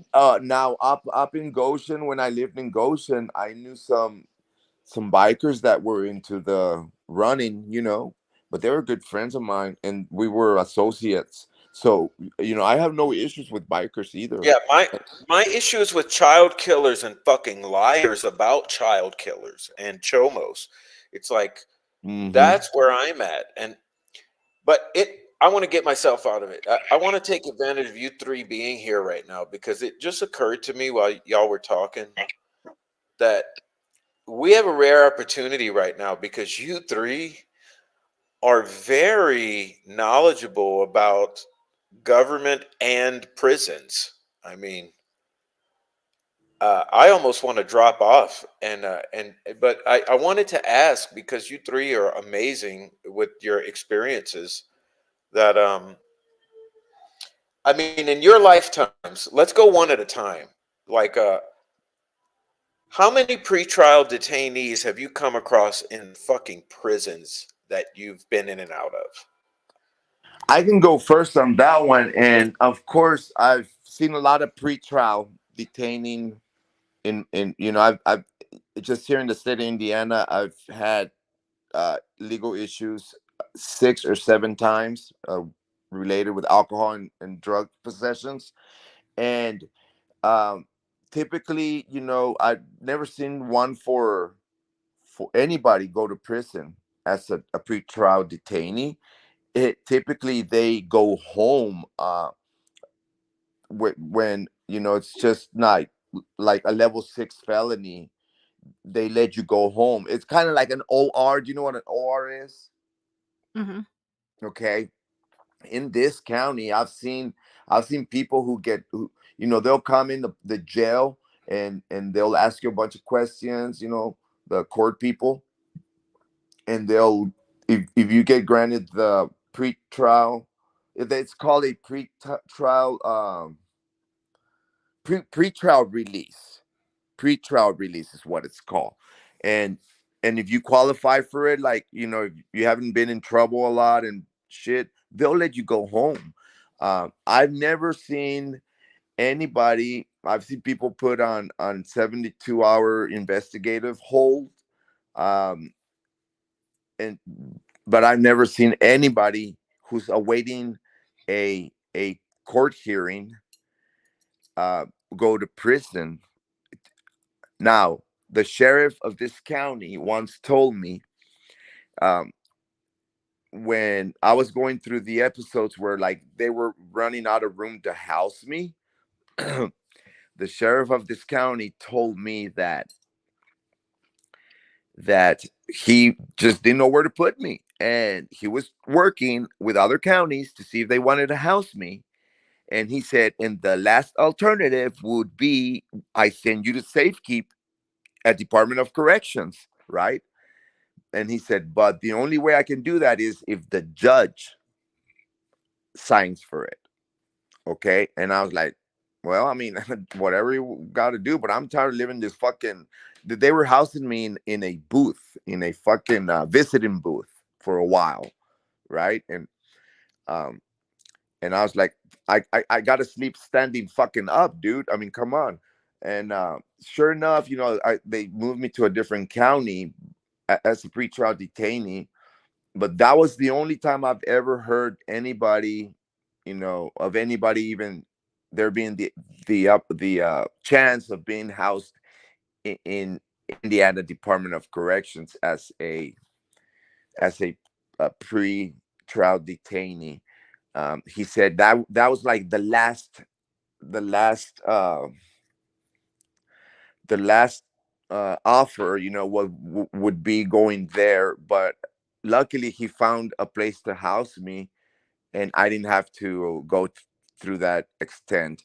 Now, he said the only way that happens is if a judge signs, signs for it, and it's called safekeeping. And if for some reason they can house you in your home county or the surrounding counties, then the next step is to house you in a Department of Corrections, um, approved by a judge. And that's in my experience in my county.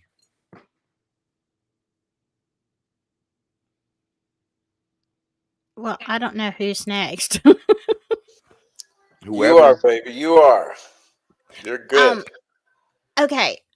Most of the time, when we have someone who is being held for very serious charges like that, and potentially capital unaliving, we keep them in the county. We don't usually. It has to be really certain circumstances before the judge will let them stay out until trial.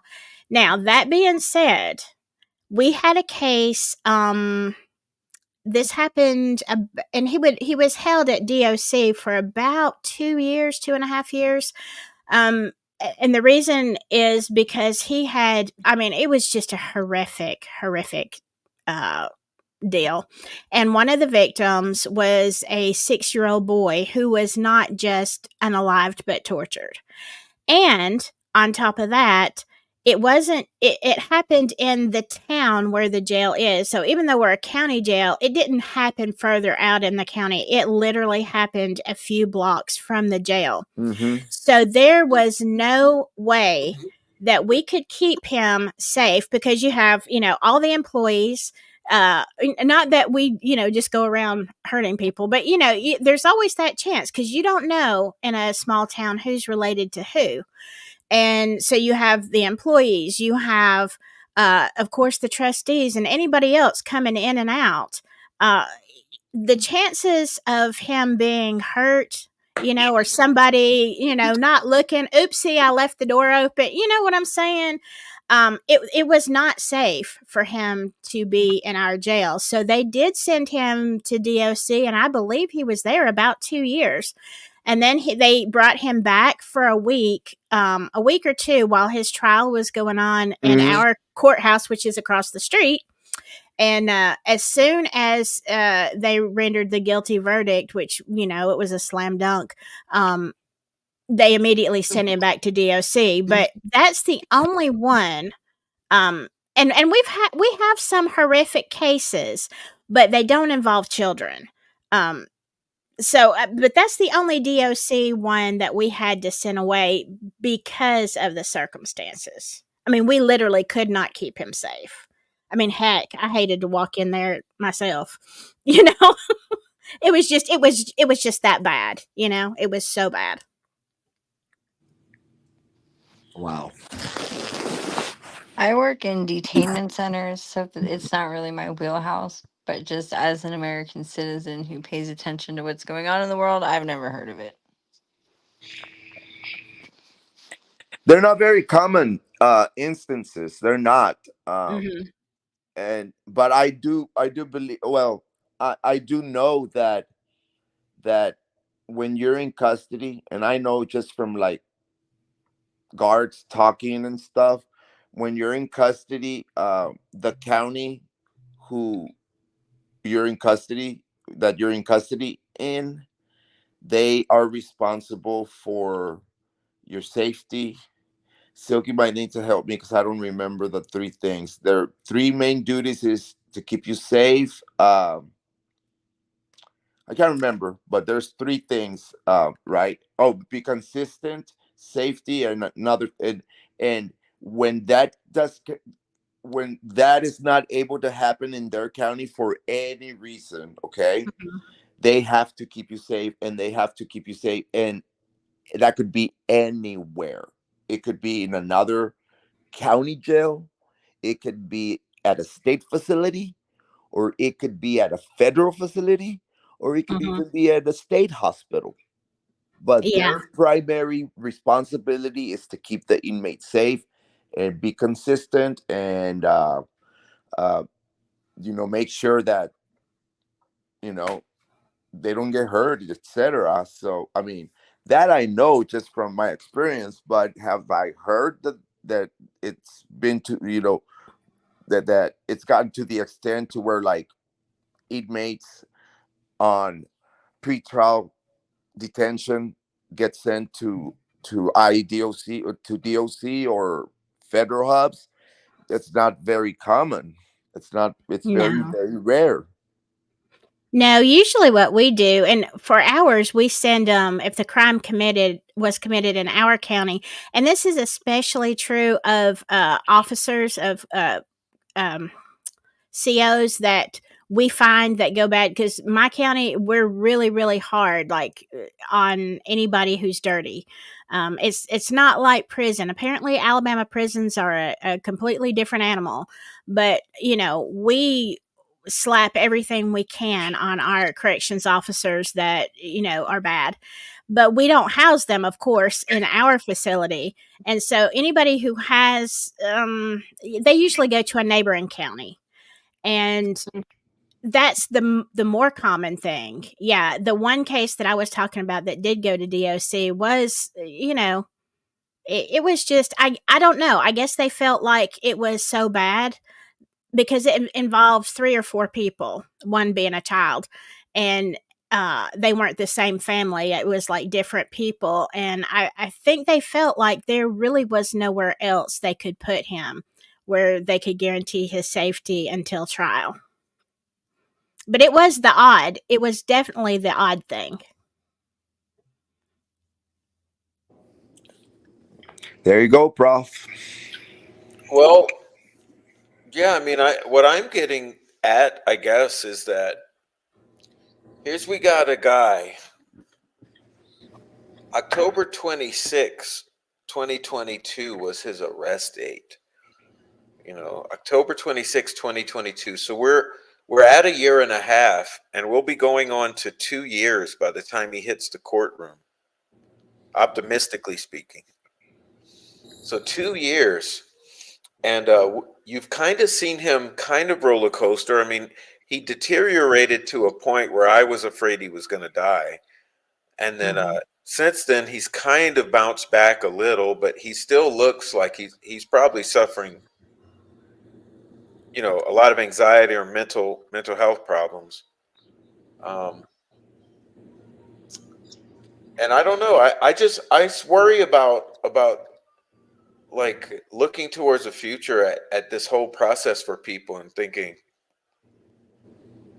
gosh, anyone could be arrested for any sort of charge if you're targeted by law enforcement, whether you're guilty or not. Let's just say you happen to not be, and you get on the radar, and then a year or two later, you're still in a solitary confinement in a supermax prison, uh, doped up, harassed, marched around like Hannibal Lecter, and I don't know, man. It's. I think we got some human rights concerns that probably this case will impact for years, like the legislation and considerations of people as they legislate about the treatment of pretrial detainees. And I Well, think it's an important fucking thing to be considering, you know. well, as far as I know, and Silky knows this, you know, this type of treatment has been going on forever. It's like the standard treatment. And I remember, like in the 90s, they did a prison reform um, in the whole country under Clinton. And I know this from Texas, okay? Back in the day in Texas, prison was like really in, unsecured. They were killing a lot of guards. There were being a lot of rapes and stuff. And in the 90s, when they did this prison reform, like they changed a lot of rules, and the open prisons no longer exist in Texas. It went private. Mm-hmm.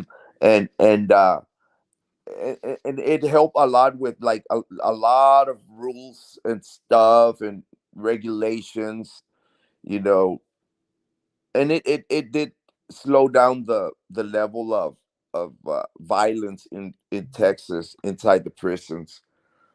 But like this standard housing conditions, they're they've been going on for a long time, and uh, I think I think that Richard Allen could have been housed in a county jail in the state of Indiana, and wouldn't there would have been all this stuff going on with his treatment and him being harassed and all that. I mean, they could have housed them in Elkhart County, man. Elkhart County is a decent facility. It houses, I believe, 700 inmates, and any given time, there's about 300. Half of the prison is empty. You know, Wow. they could have housed. It's a huge I have facility.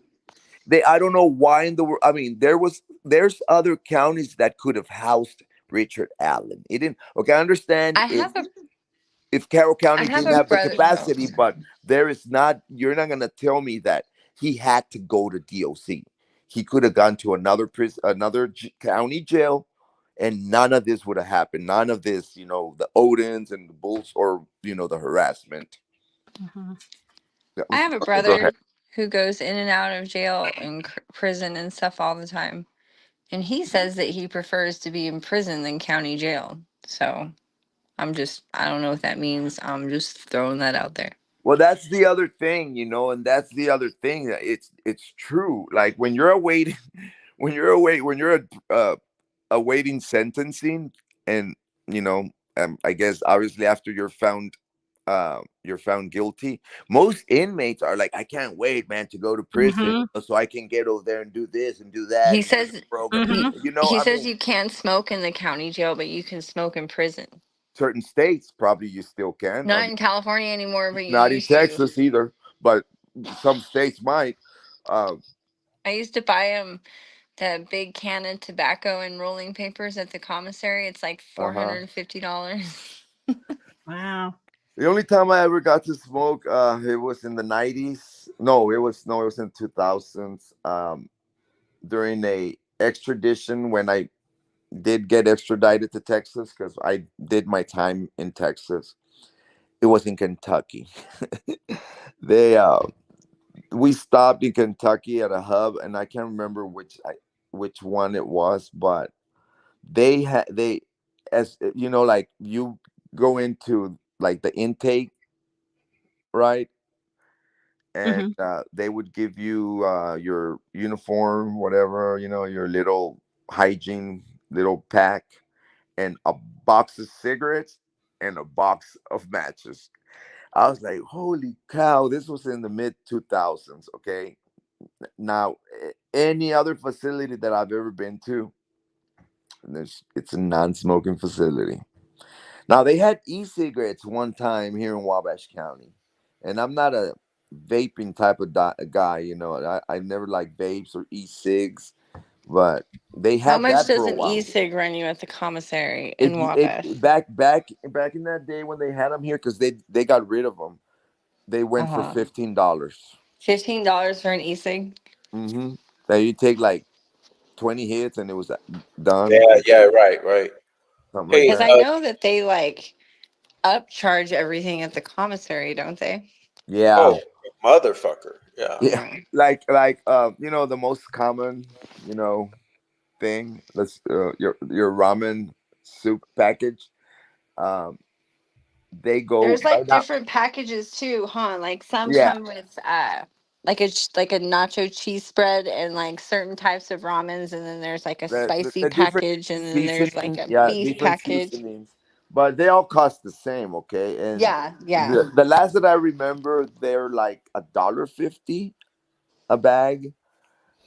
They might be $1.80 by now. I think everything is like almost 10x. I mean, because But peanut butter will be $25 in a you pack. can get one of those for, I mean, I don't know, might be more now, but I remember that you could get those for 10 cents a pack in at Walmart, and they Yeah, were selling for 150, 180. 10x. Easy. I will say in my younger days when I lived in Oklahoma where they have that hardcore prairie justice, I had to spend a couple of days in a county jail, and those ramen burritos are fucking delicious. I'm just putting that out there, man. Uh, is that Freckle? Hey, With the look, hot Amy Cheetos has a and the cheese question. sauce, like Oh that Lord. shit was especially when you've been eating that. Like, I remember my favorite meal was 2 hot dogs, 2 pieces of bread, and a dollop of mustard. That was like my favorite jail meal for lunch. I still eat that to this day. I still enjoy some mustard and hot dog on some white Wonder bread. Hey, look, Oh, Amy that's has a funny. question there. Amy says, "Has anyone on this panel, that means not Prof, uh, the Hannibal Lecter shock vest? Is it common?" Do you see Amy's comment there? Yeah. I saw that a few minutes ago. Yeah. Where I'm at, absolutely not. We do have one. We have one, and if we have ever used it that I've observed, it may have been used on the guy that I was just telling you about in the bad case, but I don't even remember him going that way. He could have. Um, they have smaller things. Like, look, the only time that you would ever put that on somebody is really if you think that they are going to be homicidal in court, but most likely suicidal. Oh, I'm sorry, I shouldn't have said that word. No, you're But you fine. I know, don't give a shit on this channel. We talk. Uh, okay. but no, I mean, this is my concern, Silky, is that like when I look at it, okay, you want my conspiracy theory, since that's what I'm labeled as, even though we're the most sensible people on the internet, is this. It's all public relations.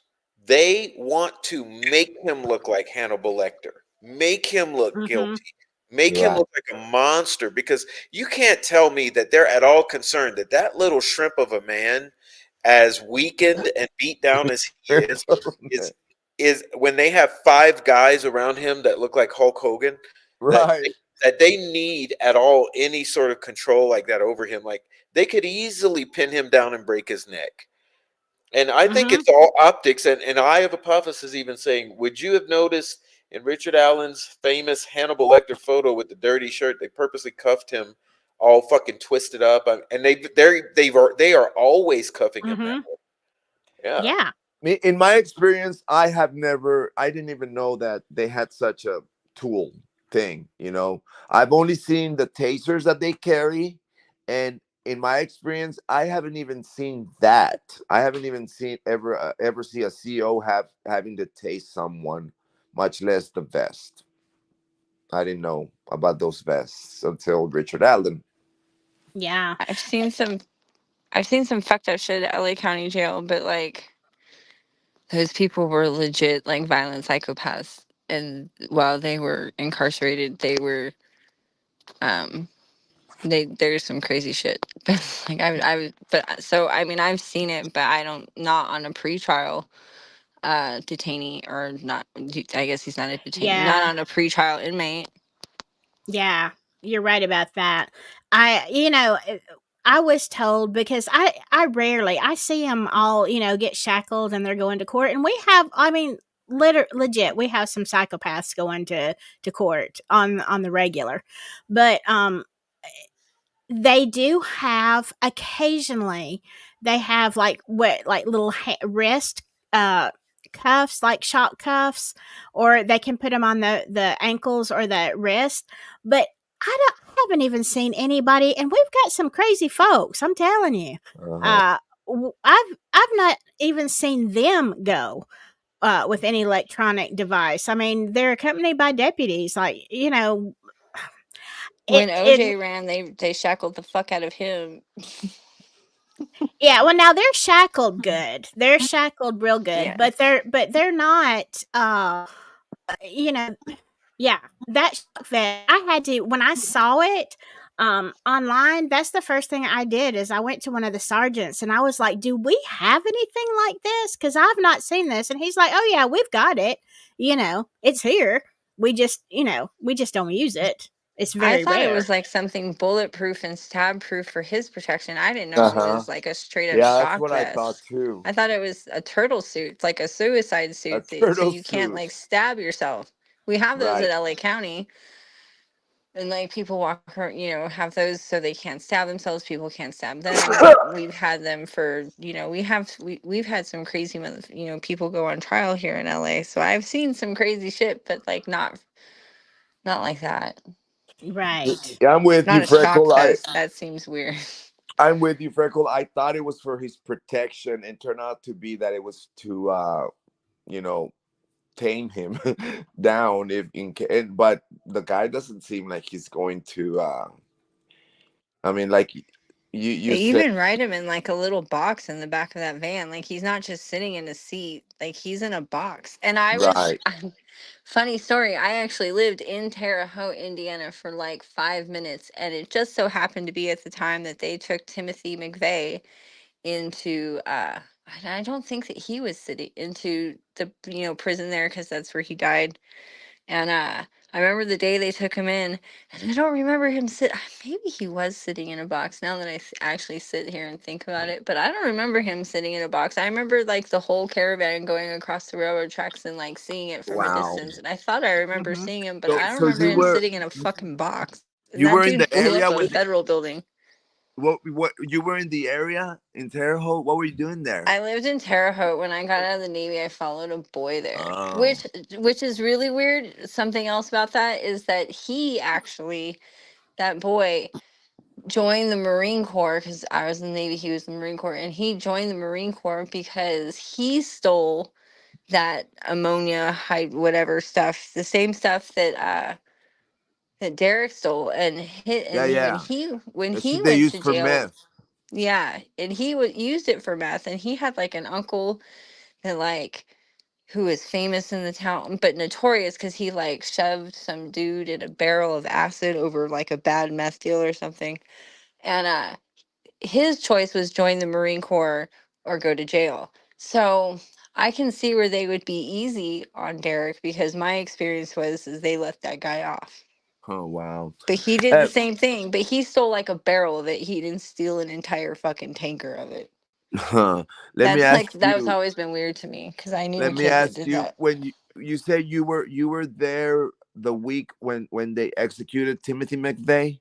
The, No, I was there when they brought him in, when he came in oh, to the to, prison.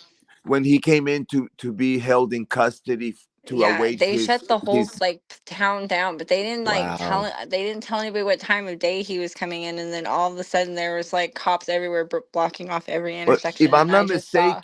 if I'm not mistaken, they executed him in 2001.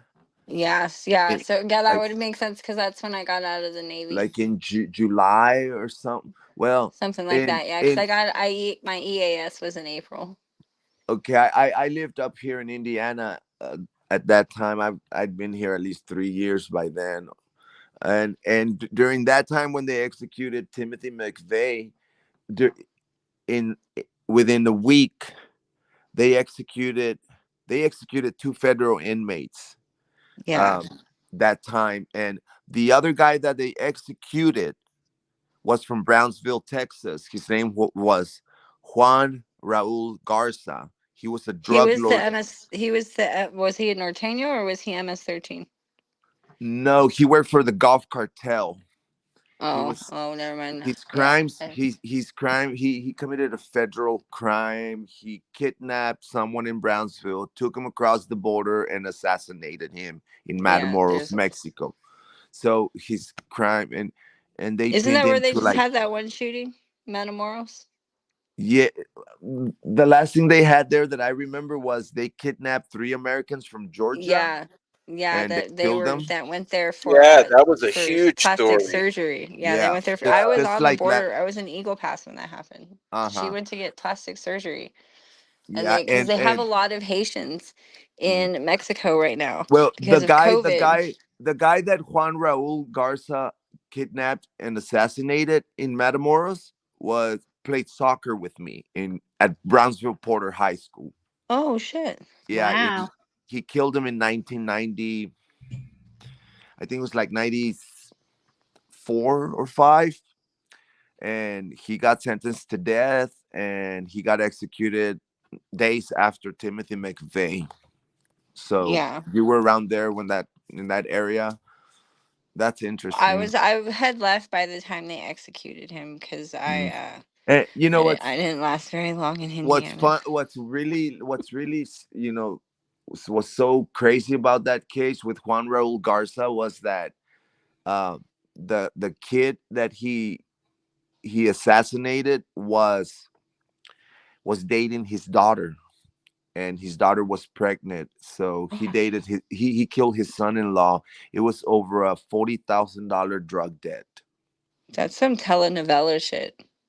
Wow. Yeah, but anyway, going back to the vest thing, yeah, I mean that I thought it was for protection. Yeah, that's what I thought it was for. Like you, Freckle, and turn out to, because I was With at the the court. lynching history of Carroll County, I just assumed it was for protection. Yeah, I was at the court hearing and I can't remember. I think it was in Delphi when they described the damn thing. I was like, shit. Because it was Rosie who was describing it. Yeah, it was in Delphi. Yeah, and I don't know where this comes from because the prof can't do every fucking thing here. But there have been rumors that he has been hit with those shocks multiple times, and I just can't even remember where that comes from. But I've heard that too. yeah, And I've heard also, it. Yeah. I made a comment about if you're shackled properly, it's nearly impossible for the person to attack anyone. Yeah, that's 100% true. If you are, and I mean not twisted, I mean just a regular shackle, Uh-huh.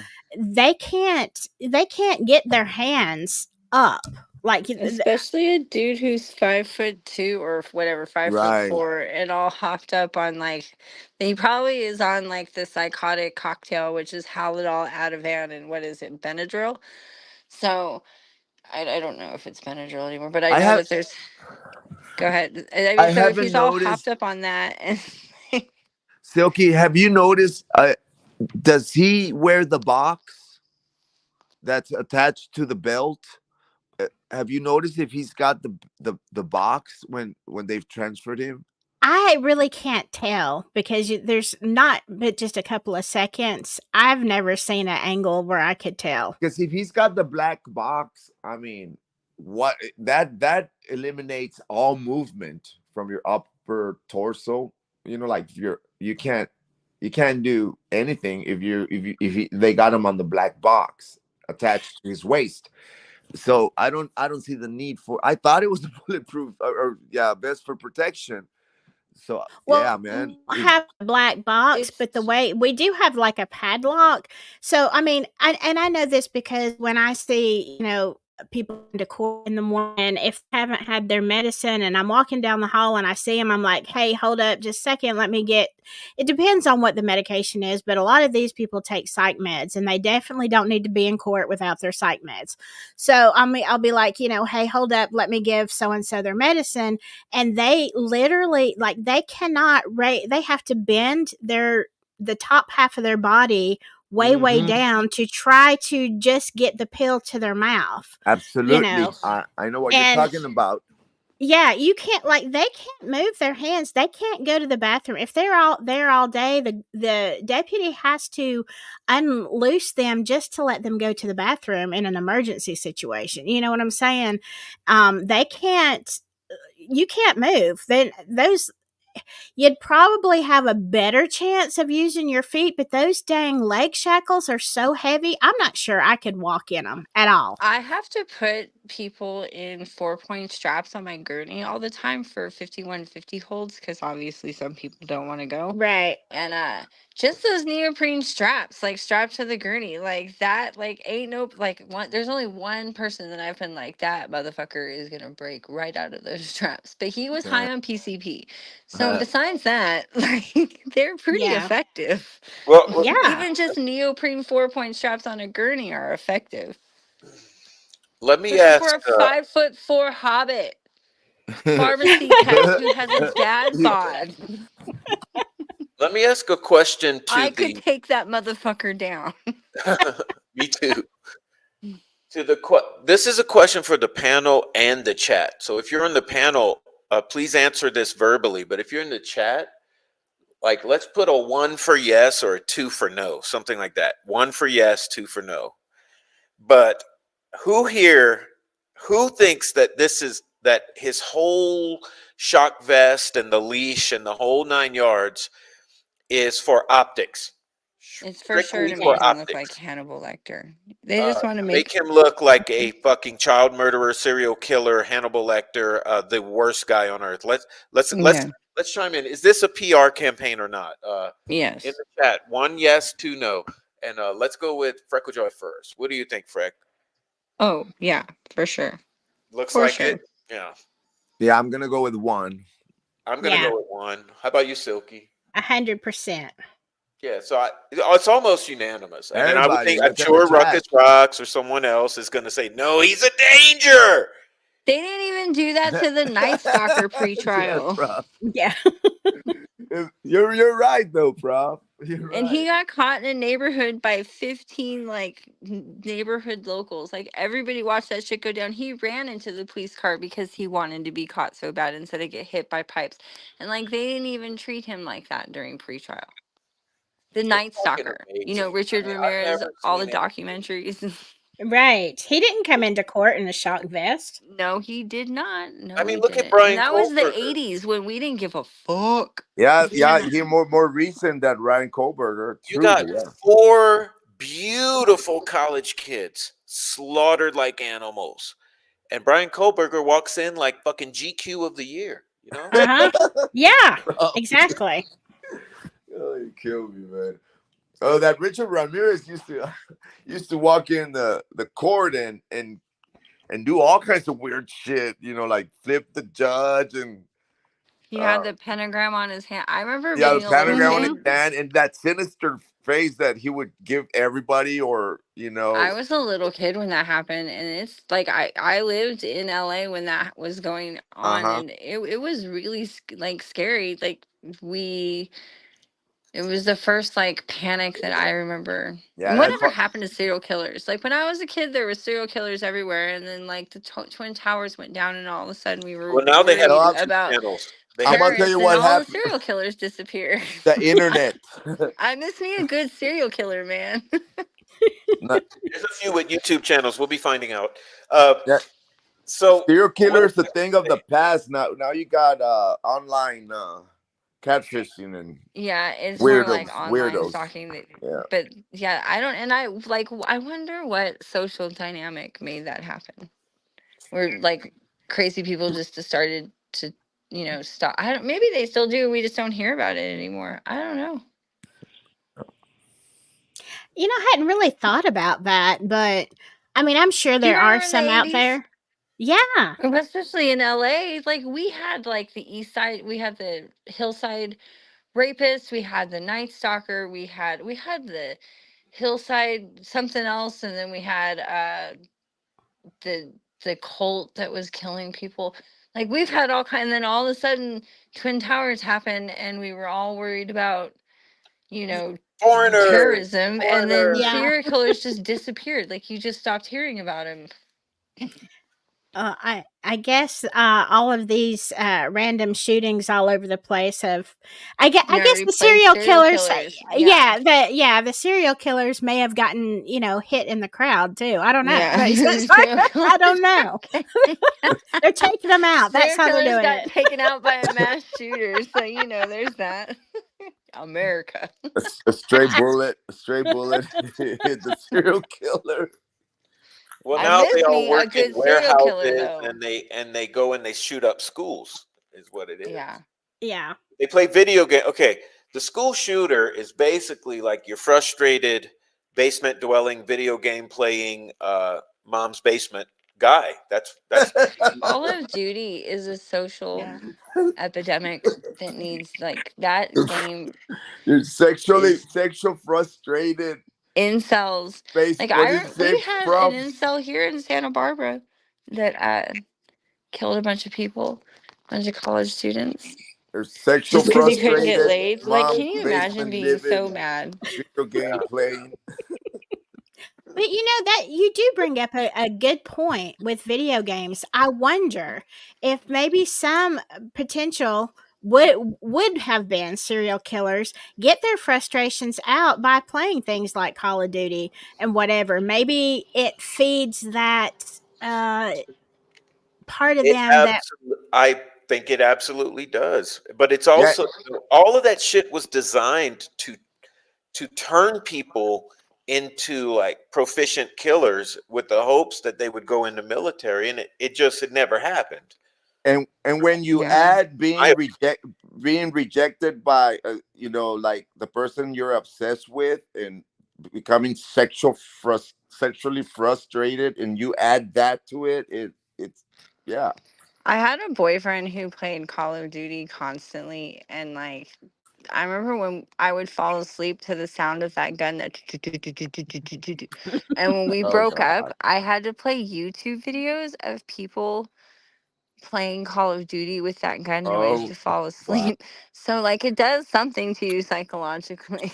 You see, I never cared for video games ever. I grew up in the day of Centipede, I think it was, and Miss Pac-Man and Mr. Pac-Man. I play Super Mario Brothers. Well, that's when I yeah, that's my favorite. Zelda. the Mario Brothers. Zelda. I had a friend who was obsessed with that shit, and I was like, man, I learned chess is what happened. I learned to play chess, and I always wanted to find someone to play chess with, and my buddy just wanted to play Mario's, and I said, nah, that's what did it for me.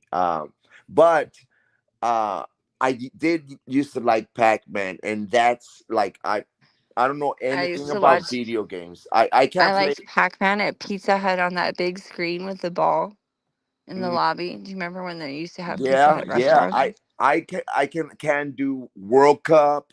I can do what's the popular newer ones, Grand Theft Auto or whatever. Mhm. I mean, I go to work. I still have I work with dudes who they're just addicted to it. I mean, and all they do is talk about it, and they play against people and all this, and I just never got into video games, man. I don't understand that mentality. I don't. Right. I don't. I didn't either, Noe, but my reason is because I have terrible eye-hand coordination. Like, I suck at video games so bad. But I did find out just I don't know, a year or two ago, I went to Dave & Buster's, and, of course, I was just there to have fun. It doesn't hurt my feelings that I lose every game. But I started playing Rampage. They had like an old Rampage game, and man, I got the connection finally, because Wow. when I would be Godzilla and I would just swing my tail and knock buildings down, and I was like, oh my God, this is great. I'm getting all my frustration out. Just like, I'm not Wow. even playing the game. I'm just destroying things. And this is so much fun. Well, that's good that it worked out like that for you, because for others they let their frustration out by trolling and, you know, trying to just embarrass and sabotage people and lead them into suicide. And that's Yeah. how Yeah, like they that Thomas Frost kid should like play video games or something. it's insane what that does, what he it's I just it's beyond me. and, and Can you and I've imagine seen his some of these parents? I've seen some of these live streams, and hi guys, and I'm just playing this and going live, and like I don't understand what, I don't know, man. I mean, look, me, if I'm gonna play anything, it's gonna be either chess, guitar, soccer, or Uno. Other than that, I ain't playing no video games. Sorry, it's just not I me. used to rock it at Tetris on Game Boy, but that was like the last time I played video games. I Mhm. used to kick ass at Tetris, man. Yeah. I am not good at not one video game ever. None of them. No matter what, no matter how easy, I can't. I just can't. So, Well, it, I remember when I was a kid and we had our first, I think they were called Ataris. Correct me if I'm wrong. It was just like this little line, and you connected the little thing to the your TV, and it was like this little line on each end of the screen, and like a round dot, and it would go bing, and then you had to move, like you had like a joystick or something, and you moved your line up and down, and you had to bounce the ball back to the other line. Do you guys remember that shit? Pong. That's Pong. Pong. Yeah, oh that's That what was yeah. such that's a cool game. I mean, Yes. that's I mean, that I thought that was fun back in my day, but Pong, and then there was that spaceship one. I forget which one it was, but it was like you were on the bottom and you spit up like balls at the top and hit the aliens. I forget what it was called, but Oh, it was Galaga. Was it Galaga. oh Galaga? Yes, I yeah, sucked at yeah, that Yeah. game too. that Yes, wasn't that too was bad. awesome. Oh, I love to lose at Galaga. That's my favorite game to lose at. There was And then Galaxy Centipede Mike and Tyson. Do you remember Mike right. Tyson's? Oh, Mike, the one where he dances, the Nintendo one, Mike Tyson's Knockout or something like that. I was out of Nintendo when 007 came out. I was done, but I liked like Mike Tyson's Knockout, Donkey Kong, and Zelda. And then when Game Boy came out, I was really good at Tetris. And Atari, I played all like the little Atari games too. Wow. But I'm an 80s baby. I'm old as fuck. Mhm. So, I have no eye-hand coordination, but I play the piano. So, I Oh, mean, go really? figure. Yeah, I don't, but I can't play a video game. It makes no sense, I know, but, whatever. Oh, I'm I good can at I can relate sports, to but you, I'm not good Silky. at like tech. I get it because like I understand, like I can curl my fingers and do stuff with like on the fret, to hold a Mhm. note, but when it came to like the simple games of the past, like Galaga and Pac-Man and that Pong game. But when they started doing Mario, that's when I dipped out. I Yeah. couldn't. I didn't have the coordination. I don't understand how to It fucking. took me forever to learn how to jump to the top of the flagpole when you got to the castle. Well, It I see, did. sucked at now that you're I so always talking my miss, bad. bro. I language. always miss and fall and die. I said, you know Uh, what? I'm not playing that you're shit. talking my language because I'm a Nintendo baby. I I'm love too young for Nintendo. Atari. Sorry, you're revealing your age, brother. But I'm too old. I mean, I'm too young for Atari, and I'm too fucking old for PlayStation. So for me, it was like Nintendo. You see, Yeah, I I don't did even have the Nintendo name too. right. I said Atari earlier. I don't even know the name. Atari was like you played your older like siblings games, Right, but right, like right. Mhm. Nintendo is like when I was like playing video games. But I didn't like I remember when 007 the Nintendo game came out, like I was already past like playing video games. So Hey, but I played the fuck out of some Mario Brothers, that's for sure. Stoned needed off a my ass in high school and just fucking baked, like mouth open, playing some fucking Mario Brothers with some I made it a Totino's big pizza fan of rolls. Wii. Like I got a Wii for my kid, and I played it more than he did. And now it's like that's old, but I almost want to buy another one for little Prof because I'm like, man, the Wii is like a Nintendo on steroids. You know, I want to Yeah, fucking I Yeah. got my daughters a Wii when they were younger. They loved it. The bowling and stuff, they love that shit. Well, I Oh can't bowl in God. real life either, so All right. So how that did we never worked. get to this? To the Pong thing? Okay.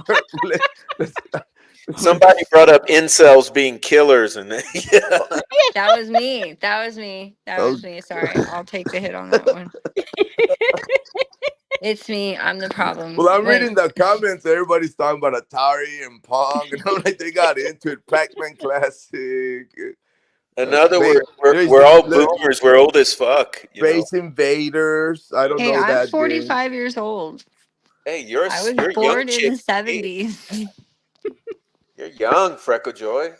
What up, girl?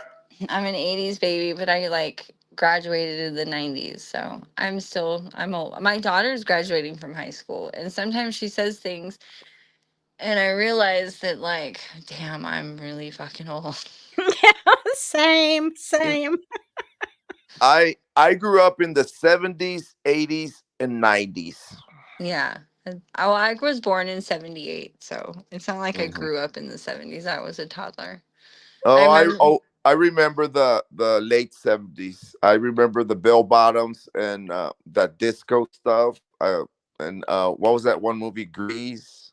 I remember when the Challenger exploded. I think that's one of my first memories. Okay, I was already middle schoolish age then. I was a little kid. And I do remember when it exploded. Yep. Yeah. Yeah. Wow. Sorry, that's just I was trying to think like my earliest like memory as far as like social events, and the first thing I can remember is the Challenger. When I remember my mom, you know what I do remember? I remember when the Thriller video came out because I was scared. Yeah, me too. I remember that was Oh, scary to me. I Yeah. was scared. look, that it's on my bucket list to learn all the moves to The Thriller. I mean, dance, oh yeah. wow. that is on my bucket list. That's a huge task. Good Yes, luck. it is. Yeah, I It, remember. I remember my mom. My mom was only 15 when I was born, so I just remember her being really young and watching MTV and like them really hyping up that like there was like a countdown and everything, and like we were all watching it. And I remember I did not when they came out of the caskets and stuff. I was like, but fuck no, and I just stopped watching. me, what I remember in the 90s the most, because I was already college age, so I was 19, 18, 19. I graduated 90. But one of the best thing that happened to me, in my opinion, was like grunge music. It was like, whoa. Because right before the 90s, in the 80s, it was new wave. It was like And YouTube hair bands and hair. I didn't and like hair any of bands. them. Yeah. But then, Like like in Kurt 91, Cobain 92, changed my when fucking world. Yeah. Nirvana and Pearl Jam, Pearl I was like, Jam, whoa. And I was in college. It was Soundgarden, perfect for me. Stone Yeah, Temple Soundgarden, but yeah. Pilots, you know what's funny? Red Hot That shit Chili actually Peppers. sounded grungy then, right? But now if you listen back, it sounds like kitty pop. Yeah, yeah. What I love is when you see these young girls wearing Nirvana t-shirts. I remember I saw a girl at work and she came in on her day off to get her paycheck and she was wearing a Nirvana t-shirt. I was like, hey, I love Nirvana. When Kurt Cobain killed himself, my poor little teenage heart broke. And she looked at me like I was speaking another language. She didn't even know that they were a band. She got the t-shirt at fucking Walmart. And I was like, are you kidding me right now? Oh, wow. I was so mad. Oh, I know. My daughter comes up with a lot of songs that, gosh, back when I was in school, and she's like, "Oh, mom, you got to hear this song." And I'm like, "Yeah, guess what? I heard it the first go Yeah, round." exactly. My daughter did that with the Cockatoo Twins. She thought she was so cool and so original, and like she was listening to it in the bathroom one day. We were both putting makeup on, and She goes, "Do you know?" I go, "Why does this sound familiar?" And she goes, "Do you know who this is?" And I go, "Is this the Cocteau twins?" And she was so mad at me for knowing who it was. I was like, before you, bitch, I was fucking cool.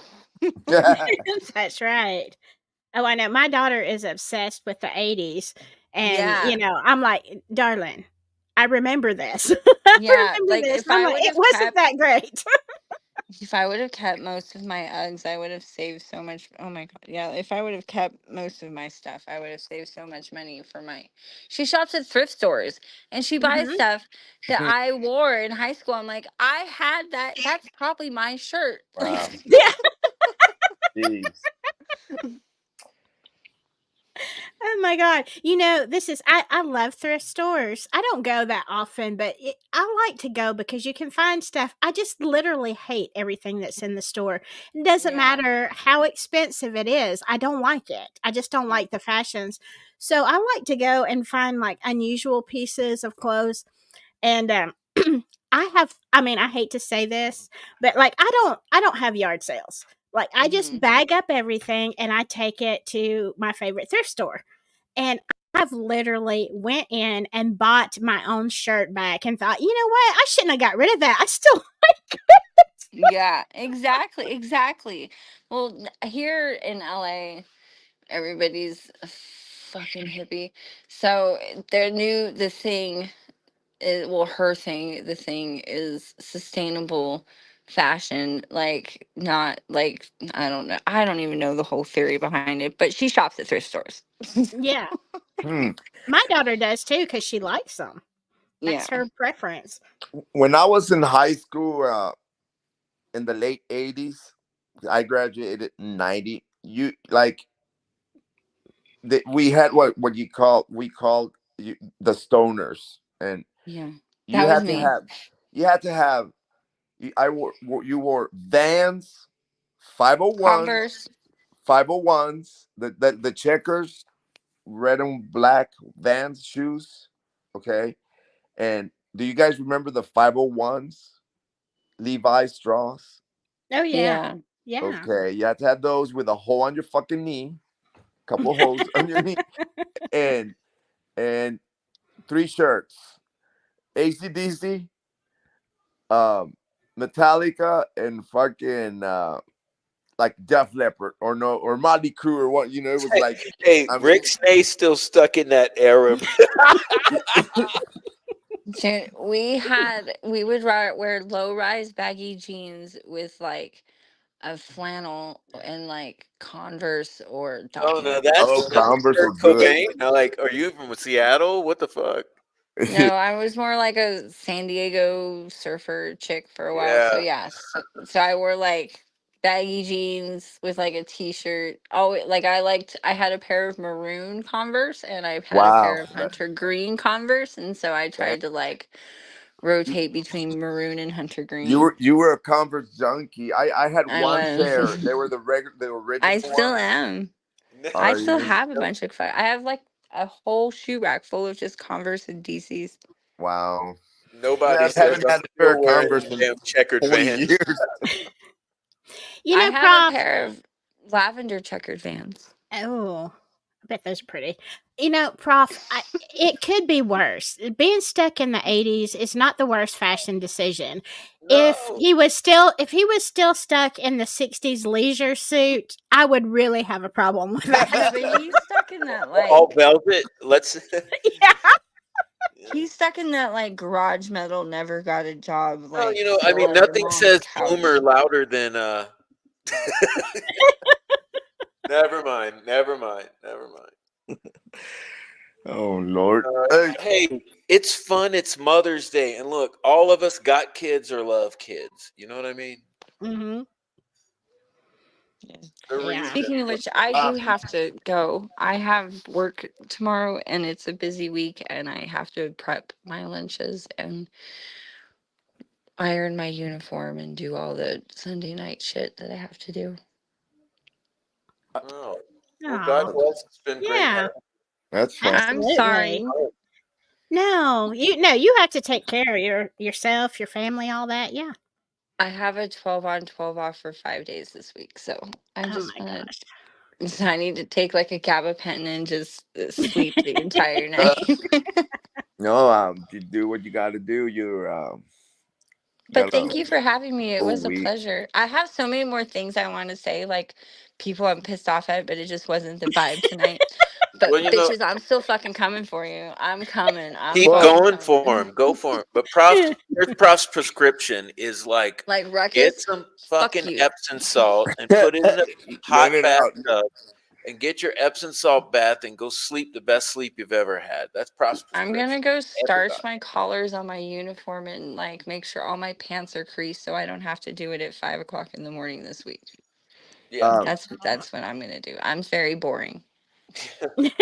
No, I get you, but I don't have to do that. I just have to make sure my scrubs are clean or my jail t-shirt and scrub pants are I clean miss and scrubs so much. Like, oh my, when I worked at the border, I got to wear scrubs because it was more of a clinical setting. But now I'm back in a rig. And so I'm back in like tactile pants and those ugly fucking man boxy polyester shirts that wrinkle. Oh my God, I hate oh, that thing. I have to take 2 to the tailor tomorrow before I even go to work. So yeah, I have to wake up early. Thank you for reminding me, actually. oh, bless you. I know Well, I worked 13 hours today, so I feel you. I was up at 3:30 this morning, so I get it. But I'm off tomorrow, so I'm good. One of the other AMR, one of the other companies, they like lost a contract someplace else, and so hold on a second. So they saturated our area. So I haven't been as busy lately. So I'm good. Oh, But good. thank you so much, everybody. I've got to go. Someone's calling me. So all right. Okay. Good All right. night. Happy Good Mother's night. Day. good night, Goodbye. everybody. It's a pleasure. Happy Mother's Day, Silky. Good Oh, night. happy Mother's Day to you too. Happy Bye, you mother. guys. Happy Okay. mama. Bye, Bye. Freckle. We'll talk later. Yeah, group chat. Group chat. Right on. Okay. Hold on. I gotta go. Bye. Bye Bye. bye. All Bye. right. Everyone in the chat, say goodbye to sweet Freckle Joy. She's awesome. Hey, Prof. Let me answer a question that uh by the I. He It's all asked me you, like, brother. huh? It's all you. Okay, yeah, I just want to answer because I happened to catch this question. He says, "Hey, no, did you by the eye of Apophis? Did I say that correct? Okay, anyway, hey, no, did you play football, high school football? I played I played American football in middle school. In high school, it was all soccer. I also played tennis and ran cross country. That was my thing in high school. But I was kind of involved in other stuff like art, journalism, and photography, shit like that. I'll run when the zombies are chasing me. That's when you'll see me run. As a matter of fact, if you ever see me running, just don't ask questions. Just fall right in behind me because it's bad. hmm. I was just going through the the comments here. Parachute pants for baby daddy. I remember those. I was trying to remember the name of them because when I was in high school, that was all the rage. Well, first came the Z Cavarici, which was that was like from that guy from Saved by the Bell started that trend, and all the cool guys in high school had to have them. And Mhm. then there were these other pants that were like the MC Hammer pants. Remember those? The Oh MC Hammer. God, yes. Oh, Hmm. And I that can't was remember the terrible. name of the brand of those that everyone had to have, but I sure enough, I made sure I went get a couple pair of those. I thought I was bad shit in high school. Oh God, yeah, I remember those. Oh my God. Really, those kind of pants aren't flattering on anyone, including MC Hammer. They're just not. Yeah, they're not. They're not. I mean, But they like were Noe then. mentioned the 501s or whatever, and see, I'm always afraid that the fucking anything I say, the trolls are going to turn into like the worst thing in the world. But to this very day, that's what I wear 90% of the time. If I'm not wearing like my Adidas jumpers or whatever you want to call them for Hmm. lounging around the house, if I go out of the house and I don't have to go to work or anything, I'm basically wearing like I don't know if they're 501s or 502s, but I wear like the nicest Levi's that I have, and I bought about 10 pair of them because I'm that kind of way. I find something I like, I just buy every color. I remember when I went from, like from the 501, because the Levi was my favorite jean. I mean, I remember when, some kids used to wear Guess or Jabot or different other brands. Tommy, I remember when Tommy came up with jeans. But me, I went from Levi 501s to Silver Tap, which was also a Levi brand. Do you remember Silver Tabs? Loose fit. They had loose fit, um, all kinds of different colors. The Silver Tab Levi. I don't even know if they make them anymore. Now I get whatever I can. Yeah. They have some new ones.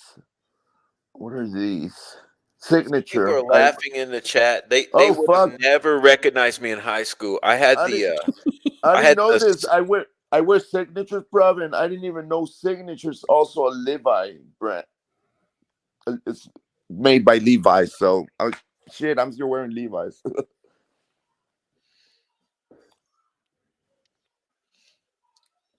Go ahead, bro. I forgot what I was saying. Oh, sorry. Oh, they wouldn't recognize you from high school. Oh, from high school. Oh man, look. I had the buzz cut with the spiky top and I put mousse in and everything, and I was the most clean cut guy you've ever fucking met. You look And like a cop. yeah, but Yeah. but but instead of camos, I would wear the silk shirts because like in the 90s, Mm. silk shirts were the rage. So I'd wear like the cleanest fucking $50 silk shirts with like the MC Hammer pants and shit like that. Boy, I thought I Oh, was wow. something. Oh man, I was a lady killer. Complete virgin. No girls. Yeah, I went from that rock shirt, Levi, Vans shoes look to when I was in college, which was early '90s, and I moved to Austin because that's where I went to college in Austin, Texas. I went to the nicer pants, like the silver tap, and I couldn't get off of polo, bro. I got addicted to polo. I had to have every color. Sweaters, the t-shirts, the cologne, and also I was doing a lot of stuff that I was able to afford to buy them because fuck, a shirt was like $60, man. Mm-hmm. Yeah, A it's polo funny shirt. how like in high school you're so concerned with like the highest price clothes you can get. That's what we were. It was always like, yeah, I gotta go save up my 5 paychecks to go get a single shirt. Oh Lord, I remember my senior year. That was me. I worked all summer and I spent all my money on buying like the best shirts for my senior year. Like because it was during the time when I was trying to like change to like wearing polo shirts. I wore polo shirts for a long time. I still have a few, but I'm not. Eh. Actually, when I when I went to college, I don't know if you guys remember, but in 1994, the United States held the first World Cup in soccer, international, like the national international tournament, the World Cup, and that's when I really got big on Adidas, man. I said fuck the polo shirts, and I just started buying everything I could that said Adidas, man, because the U.S. national team was sponsored by Adidas, and I even bought the uniform, like the U.S. national soccer team uniform, which was made by Adidas. And so now I own a lot of Adidas stuff, from shoes to like jackets, windbreakers, and also I acquired a lot of Adidas stuff through coaching here in Indiana and stuff like that. See, I was so totally different in high school because I grew up and for the most part in Alabama, but I just remember, kind of blending in. I don't even know what I was wearing, but we moved when I was in high school. We moved to Virginia, and they were so different than me. and everybody, it wasn't polo, it was, although there were some polos, but it was Izod. Everybody wore everything Mm. Izod. And I mean, now the guys would have been fine, but the girls the same way. They all looked like they were unisex. And I hated that look so much. I really didn't like the high school. I didn't like Virginia at all. Beautiful country, but I did not like living there.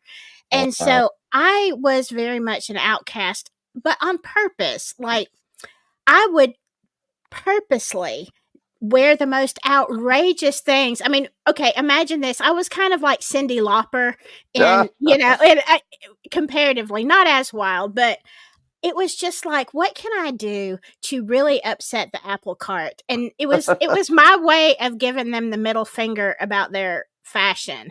You Wow. all look like cookie cutters, and I'm going to just rock your world. And so, people talked about me a lot. I got a lot of flack.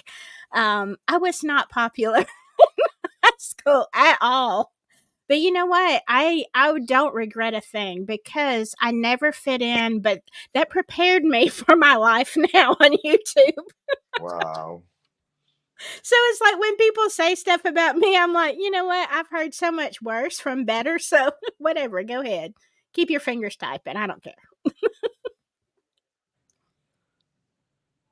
That's pretty cool that we get to reminisce and stuff. Have a good Yeah. talk, change of pace with what goes on with this case and all the stuff that happens around the people who are involved, and especially the YouTube community, man.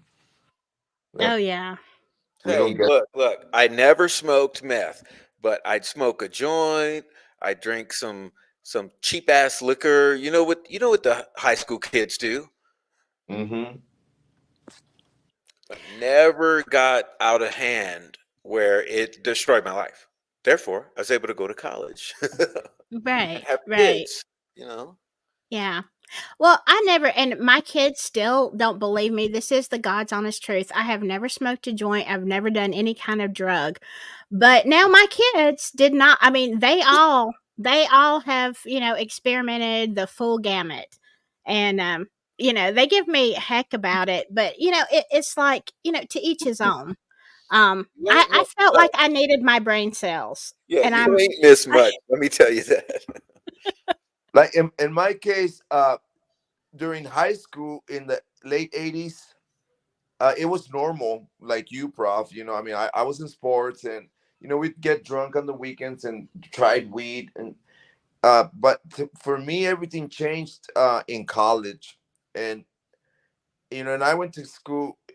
I went to Austin Community College the first year, and moved to Austin, and like everything changed when I learned how to profit from drugs and how to get like vast like quantity of drugs. And um I've tried cocaine, I've tried meth, and I tried heroin, and that made me sick, and I just couldn't do it. But the main thing that attracted me about the products, the drugs, it was like the profiting and the getting away with, like smuggling it into, like going across the Matamoros and picking up a package, and like go driving it across the international border, and then getting money for it. And then go party, celebrate. That was kind of like the big old fuss for me, that you know it was my high, I guess we Yeah. made. Well, you yeah, became a hustler, a hustler. But Yeah. one thing I got to say is that what I learned through all that shit is that I never liked none of it, because you get drunk enough and sick enough, and you're like, I Yeah. don't want this shit again. mhm. And you get Yeah. high enough, and you're like, I don't want that suffering again. Right. Yes. I'm So with. my whole thing became like just girls and music. So it's, if I wasn't with a girlfriend, I was doing music, and if I wasn't doing that, I was doing study. Because I mean, I looking back, I could have never made it through college ever if I was doing any of that shit, Mm, because that's all consuming. and there's no way I could have went to class on time and passed tests and studied and survived like having those hangups. So I'm lucky that I Yeah. didn't get trapped into all that shit. You see, and I'm unlucky because like I was able to like find what I at the time I thought or believed was a balance. You know, I can do this, you know, on the weekend or on my free time, and then go to school, and then half-ass school, you know, just to get enough for the next grade, you know, and I was able to find a balance in, at least in my mind, right? But in terms of the using, when you know, when we like we partied like rock stars, you know, in Austin, man, in hotels or private homes and shit. And but the mornings were so rough, man. Or so, I mean, sometimes we'd be up doing, you know, doing drugs for days, you know, 4 or 5 days, and but then when you start to experience the withdrawal and coming down and then having to restart over again for the next day, those were the worst, you know, the worst part of it all, you know. So and then the troubles came, you know, with me. In my case, the troubles came, and at some point, I mean, I've realized that I'm okay with just working, going to work, and coming home and getting getting on YouTube, I guess. Yeah. But Well, yeah, Yeah, like we said, YouTube is your new drug. yeah, yeah, for all of us. Yeah, I with the feel like, addicts up hey here. man, I feel like I'm in one of my groups, one of my Yeah, tonight at the exactly. Prof. You know, I'm getting Exactly. Well, you know, the thing is I made so many. I mean, I don't want to sound like what I said before. Like it's true. I've never done drugs. I have been drunk, but um I made so many really, really horrible life decisions without any influence. And that's really kind of sad to admit. I had no outside influence. I made the worst mistakes for a lot of years. So, I mean, it's kind of like that, whatever draws you there, you know, whether it's Yeah, because so you just like the imagine, high or the hustle, you know, whatever, something just does. imagine had you been on all that other shit. Like, oh Oh man. my god. I can't. I probably would either be brain dead or physically dead. I just no, because I got involved with the worst people and the worst situations that you can imagine. So, uh you know, it's not like I have any right to brag because like Yeah, I well, am the queen of boneheaded decisions.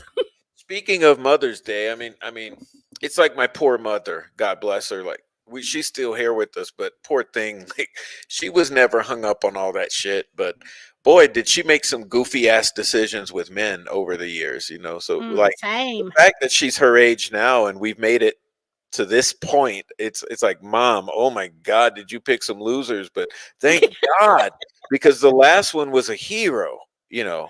She Yeah. went from zero to hero, and it's just like, boy, imagine if she had been a junkie or something, like she would not be here, Mhm. you know. So Well, I'm just so glad. So happy Mother's Day, Mom, yeah. too. Happy Mother's Day, to oh, your mom, bro. yeah. Just love And you, Mom. congrats on finding a hero. That is what that I've just been at zero. I haven't found the hero yet, but you know, that's one thing that I still hold out hope because at least now I know I think I know what not to do. Certainly. I hope I've learned my lesson by now. So, you know, that gives me hope. Hey, I'm at the point at my age, I'd rather be single than fuck around with anyone's bullshit whatsoever. And I'm not afraid to say Exactly. it. I mean, I love my life. The only problem in my life is Delphi. And YouTube in You know, general. Real. like I'm I'm I'm uh I'm happily married, but I'm separated, so I'm happy. What the hell? Ever And that you is. know, my wife and I, we're like so good at being friends, but we're just so bad at being a couple. I don't know. I can't explain them. Oh, Can't I figure it get out. I get it. I get it. I think about that. I think I should have just been friends with all my relationships in the past, because I'm still friends with, some of them. I'm the It's same like, way. I love them I love them as people. It's just I realize mhm. I can't handle manipulative women. You know, Yeah. I just I can't handle controlling men. And I'm, Yeah, and we're both like men and women. We both like it's like we both have those traits, and it just I don't know. I it's very rare that I see a couple that lasts, like the old school couples that married mhm. 50, 60 years. You don't see that anymore, man. well, No. but here's what a lot of them didn't tell you. They put up with a lot of shit and they had side pieces. You know, Yeah, you're when right. I learned about my grandparents, and their side pieces, I would have never thought. But once one or two of them dies, and the truth comes out, and you're like, oh, you're the one sleeping with my grandpa for 25 years. Okay, nice to meet you. You know, Yeah. Fun. well, it wasn't perfect for them either. They put up with shit, and Yeah, they times were did. tough because they all went through the Great Depression, which none of us have, and Right. Right. Yeah. Right. we will be. I'm confident that we probably will go through some hard times, but they came out of those hard times into an abundant period of the 60s, 70s, 80s, and uh they just fucking held on, because Hmm. but see, we're kind of spoiled. Like I wouldn't hold on to that, not, anyway. Yeah. Well, Don't back in carry us those towards days some though, dark vibes. right. Eh, but back in those days for women, like they struggled trying to find work that could support them outside of the Very house. true. Very So true. they had to put up with They it. And I had think, to. Yeah. yeah. And I think that's why, and I hate to say this because there are a lot of good men in the world, but men don't understand why women are so rebellious and so angry now. It's because of the hundreds and thousands of years that we've put up with not being able to make our own decisions, and now we can. It's like, yeah, I'm not putting up with that. And And it's I'm not. I mean, hey, and there's still some women, some cultures where women are still oppressed till this day. Yeah, yeah, You know, I'm glad you said that, Silky, because my point tonight was a women's show to support women because I love good women so much, and my both my grandmother and my mother were good women. I had good women in my life, except my my bad decisions. But I, I'm glad you mentioned that because people forget easily. Like we're so caught up in today, Mm. we forget that people have been through shit, and it like my grandma and my mom were like they never even ever in their lives ever saw like a joint or anything like that. mhm, And they were old school and they were great. They were I could join you in saying, Prof, I had great women and my sister, my living sister, who is the elder of our family. She don't watch true crime, so I don't think she'll hear me say this. But yeah, she's a great sister, great woman. She's been single all her life, dude. She dated here and dated there in college, but never, you know. She is very, very super smart, bro. She's traveled the world. She's uh, an administrator for a university down there in Texas. But I've had very, very good women in my family, and I'm very proud of my mom. She was a great mom, and my grandma. My grandma. I think I have my little bit of talent came from my grandma. She was a singer, and she was very creative. She used to oh, what do you call that when crochet things and sewing. She was good at sewing and stuff and making shirts, and she made socks for us and gloves. Very creative lady. So yeah, I had great women in my life too. My upbringing. Me, I went my own direction in the seventh grade when I discovered Ronnie James Dio and AC/DC. and What? and then and then I really went in the like the weirdest direction I could have ever gone in the ninth grade when I discovered the Beatles and the Stones. And my parents had nothing to do with that. My mom, especially my mom. I think everybody finds their own path, and hopefully you come back to, if you have a good upbringing. This is my thought, and I've watched my kids go through some really rough patches and really doing some things I didn't agree with, but they had a good foundation, even though they didn't have a good role model for males. I mean, I've always tried to be the best mom I could and give them a firm foundation. And I have to say, I am very proud of where they all are right now. Coming back to their roots of, Mhm. integrity and Right. honesty and doing the right thing, and, being, for the most part, I guess, drug free. I guess it depends on what you call a drug, but, I mean, because some things are legal in some states than others, but it's, for the most part, I'm pretty happy, you know. And I think that's, we all stray, we all try our own thing, and eventually, I think we realize, yeah, we our parents probably did know what they were talking about. I agree with you, because like me, like right now, like I'm really comfortable with just working and being sober, and that's what how I grew up. I mean, I grew up around a very healthy home environment. um my dad didn't smoke or drink, and he didn't never drugs or anything like that. He was a very good parent. He was very smart, intelligent. He was our soccer coach, and when especially when I left home to go to college, and I discovered all kinds of shit, and tried this and tried that in college, and then life just became real fast for me.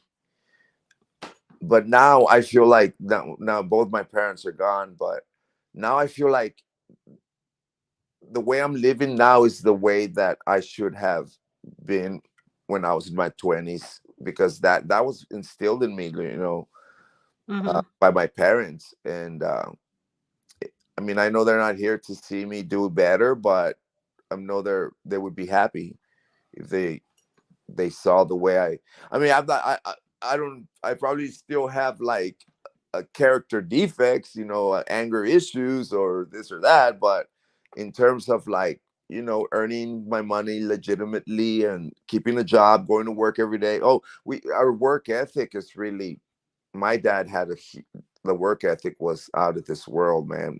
All of my grandparents and my mom, they all worked. It was all work. And if any, we would work at home. We would work at home in the yard or the house.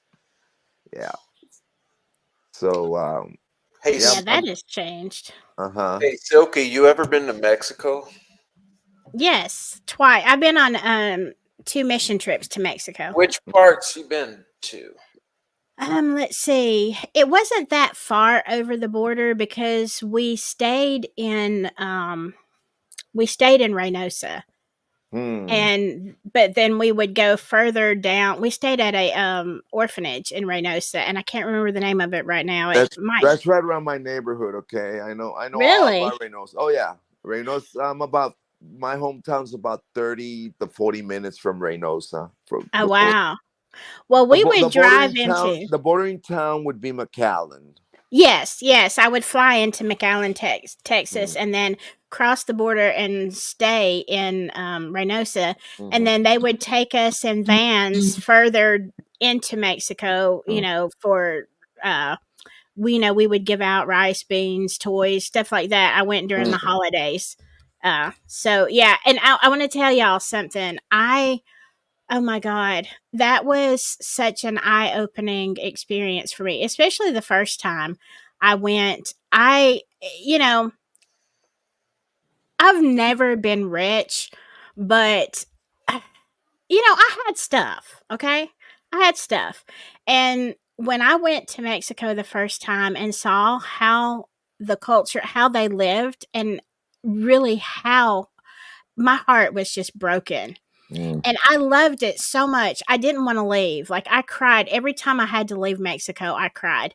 Um, but when I would cross the border back into McAllen, and Mhm. I was going during Christmas, which of course is the most extravagant time of the year as far as decorations and everything, but I would get so physically ill and disgusted when I would come back over the border and see how much America had The and where waste. I had just, yes, it I Isn't, was, know that yeah, exact feeling. isn't That's that like an eye opener? It raises your yes, eyebrow. It's like, what the well. heck? See, yeah. so I was gonna Noe knows that I'm a great fan of Veracruz State, the state Estado de Veracruz, Mm-hmm. and I've been all over that state. That's my stomping grounds in Mexico. I've spent several times, long periods of time there, and but it's kind of it's very different. It's Yes. it's less deserty. I mean, it's lush. It's almost jungle Oh, like. It's amazing. Yeah. Um, wow. but there's poverty. There's extreme poverty, and I mean, I just don't know what to say. I can't. It leaves me speechless because it's the exact same feeling of illness. Like you come back, especially after I would stay amounts of time where my dreams would transition to Spanish. So I'd start Mhm. dreaming in Spanish and thinking in Spanish, which is a whole weird thing. Mm. And Yeah.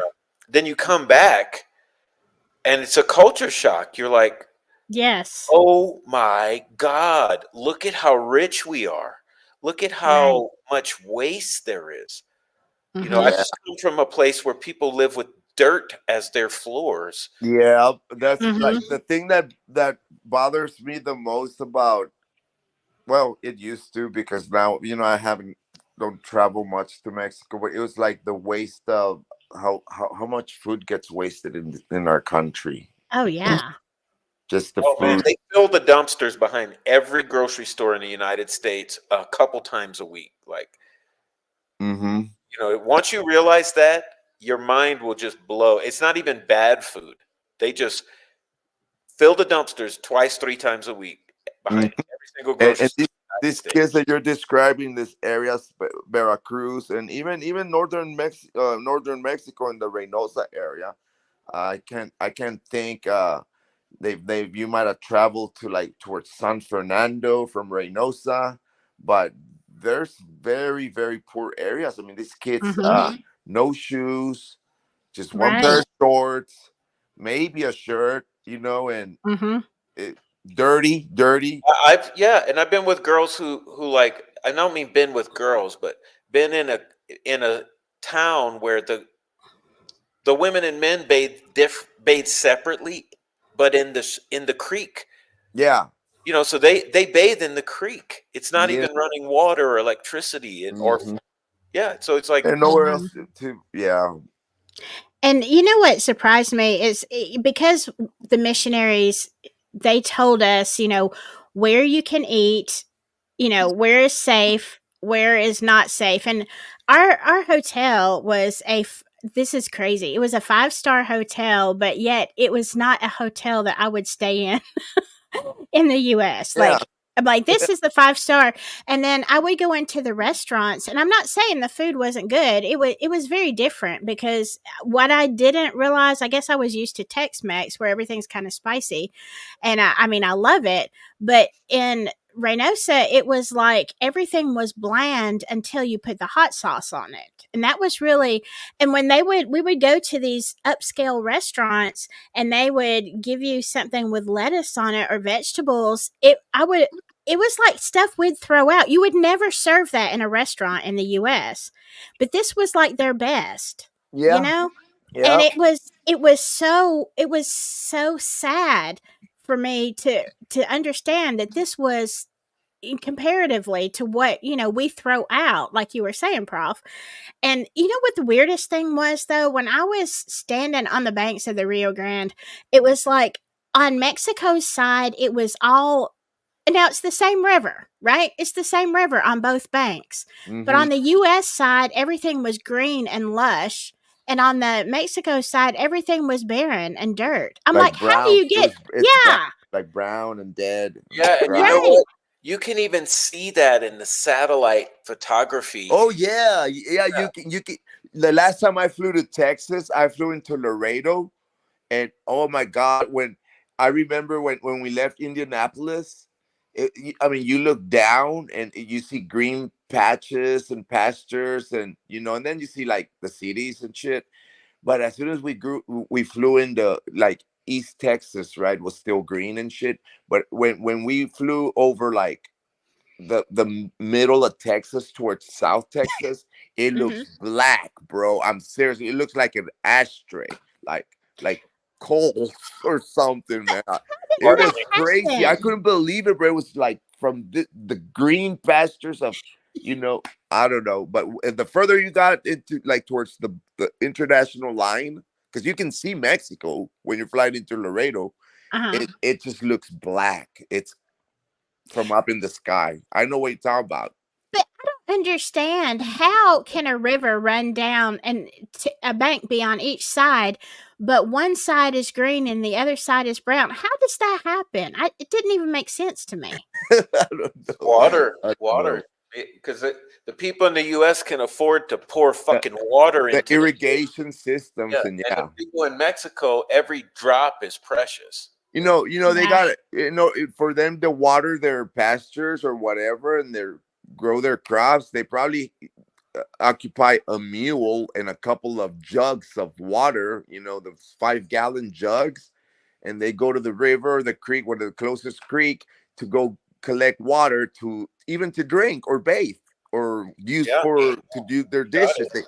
And in the United States, you got all these plumbing systems and Yeah. development and da da da. And you got the uh, nice irrigation systems, for their you know homes or whatever, and they don't have that in Mexico. Yeah. I was horrified. And but you know what's weird is I was back when I was going to Mexico, I was sick a lot. Like, I don't know. I In the US, I was always sick with something. And all the times that I went to Mexico, no matter how many days I stayed, I would get so healthy. I was never sick. I never had a runny nose. I never had, GI problems. I was as healthy as a horse in Mexico. Cross that border and immediately get sick again. It Hmm. was crazy. That's You funny. see, like when I was a kid growing up, we traveled to Mexico every year. Okay, my grandpa would take us, the whole family, my dad, my mom, and all us kids, travel through every state you can think of in Mexico. And once we got to a certain point, like in San Luis Potosi, and we would stay for a day and we would eat their food and stuff, we would get sick. Like, the food was not, we were not used to their spices or the water we were drinking or something. Yeah. And like the altitude as well, up in the mountains. uh and and when we would come back to Texas, to the border, like the food started to feel better, like settled better and stuff. um and it was weird, I mean, but so our dad would always say, try not to eat this or eat that, stick to more like Americanized food, which was as hard to get, once you're like in Right. Mexico. But that was my experience. I mean, now up here in Indiana, I never gotten sick. I was strange the other day that I had COVID. I was like, what the hell? I mean, I've never had COVID since COVID hit, but before COVID, like I don't even remember the last time I was sick up here. I just don't get sick. Now I'll get like sinus issues every now and then, but I don't know. My metabolism is just comfortable up here. Yeah. I don't know. I get sick if I drink water from another state. It's weird. Well, And what that's happened to you, Prof? Didn't something similar happen to you up here when you came to No. Indiana? Oh yeah, in Indiana. I'm still fucking sick. I'm working on that right now. wow. Yeah, I got sick in Indiana from the bad water. I'm pretty upset at Indy right now. I've noticed that I've lived in several communities here in the state of Indiana, and I've noticed that from city to or town to town here, the water does change, man. Let's even like smell and like I don't know. I've noticed that like I was in North Manchester when I lived in Manchester, and I feel comfortable drinking water from the faucet versus then you go to like Marion, and I don't even want to like I'll just rinse my hands with the water, and I'd rather use freaking hand sanitizer. It's got a smell to it. I don't know, but That's weird. Richmond, Indiana had good water too. It was nice and clear, and it smelled good. And it worst case emergency, I wouldn't mind drinking a glass if I had to. But I don't know. It's Indiana's weird with the water now. In a little small town called LaFountain, Indiana, which is just between Marion and Wabash. Their fucking water's yellowish. Ew. It's weird. Yeah. Alabama water is pretty good until the summer, and I live not far from a big inlet of the Tennessee River, and I mean we have lots and lots of water around me, and everything is good until about July or August, and I primarily just drink water and coffee. That's all I drink. Mm. And you go into a restaurant, and one day it's fine. You go and you get the water the next day, and all of a sudden I feel like I am drinking a fish. It smells like fish, it tastes like fish.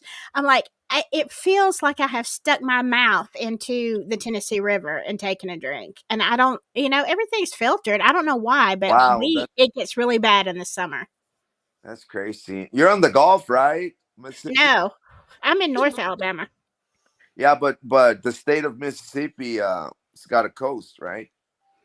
Oh, I'm in Alabama. Yeah, but yeah, we do. We do. I'm sorry, Alabama. Yeah, you guys are on the coast or whatever. Yeah, we do have a coast. Yeah, there's somewhere in Alabama. I can't remember if it's Mobile, Mm-hmm. Yeah, Mobile, Alabama. Yeah. There's a huge ass ship down there, right? Like yes. The Alabama it's called the Alabama ship. Ain't yes, it? the USS Alabama. Yeah. Yeah, I've been there. I've been there several times. That was World War II. Mm-hmm. Yeah, I believe so. Yeah, that's a sight to behold. That ship. Yeah. I've been to Mobile a few times. But I usually go all the way. Like I usually go further to like Gulf Shores or even into Florida is where I usually go when I go to the beach. But yeah, up here we don't have the salt water. We just have the Tennessee River, and it's stinky and fishy in the summer. So, so you're in northern Alabama, right? Yes. Okay, so when you go to the coast, you go to Florida. You don't go to the Alabama coast. I do. Are there any nice beaches in Alabama? Yeah, Gulf Shores and Orange Beach are both very nice. I just but again, this is it's just preference. I don't like to be around a ton of people, and even though it's nice, um, they're nice little towns. It's Uh-huh. more expensive, but when I go to the beach, I want to be able to wear my nightgown on the beach in the morning and not have anybody bother me. Or Right. I like to go into Got you. remote areas and beaches Mm-hmm. that aren't really like public beaches. Like you rent a house Got or you. something down Yeah. there. Yeah. You see, down where I'm from in Brownsville, we have Boca Chica Beach was like that. You would just go out there and basically do whatever the hell you want. Of Yeah. course, the cartel pretty much owned that property, that Geez. owned it because, but they left people alone. All they in the it was nice in the 80s and 90s. Okay, there was they all they did was like, well, cross the river mouth, the Rio Grande. That's where it exits into the Gulf of Mexico. They would use that remote area to smuggle. Like Mhm. everything you can think of, from guns to money to human trafficking and drugs and all that. But they would leave the people alone. You could go out there and camp out and cook out and spend the night there, and nobody bothered you. I mean, you every now and then you'd see a truck loaded with shit running, driving right in Yeah. front of you, but they left you alone. But now, somewhere in the late 90s, the government came in and took over and destroyed that whole operation. But most recently, what's happened down there is SpaceX, that I'm aware of. SpaceX went and built a huge ass fucking um, station, and, Mm. and now they have SpaceX down in Boca Chica Beach. Why do you But think Wow. that is? Why Boca Chica for SpaceX? I don't know, man. I don't know. The county there, they made a shitload of money out of that, and they brought a lot of jobs, and that, I don't know why. I've been gone 25 years, and this just happened within the last 19, I believe, in the last 5 or 6 years. Yeah, Wow. they developed. Yeah, they that remote beach that I grew up with, that we used to go and play soccer, and when I was older, I used to go there to do other things. It's gone. What the hell?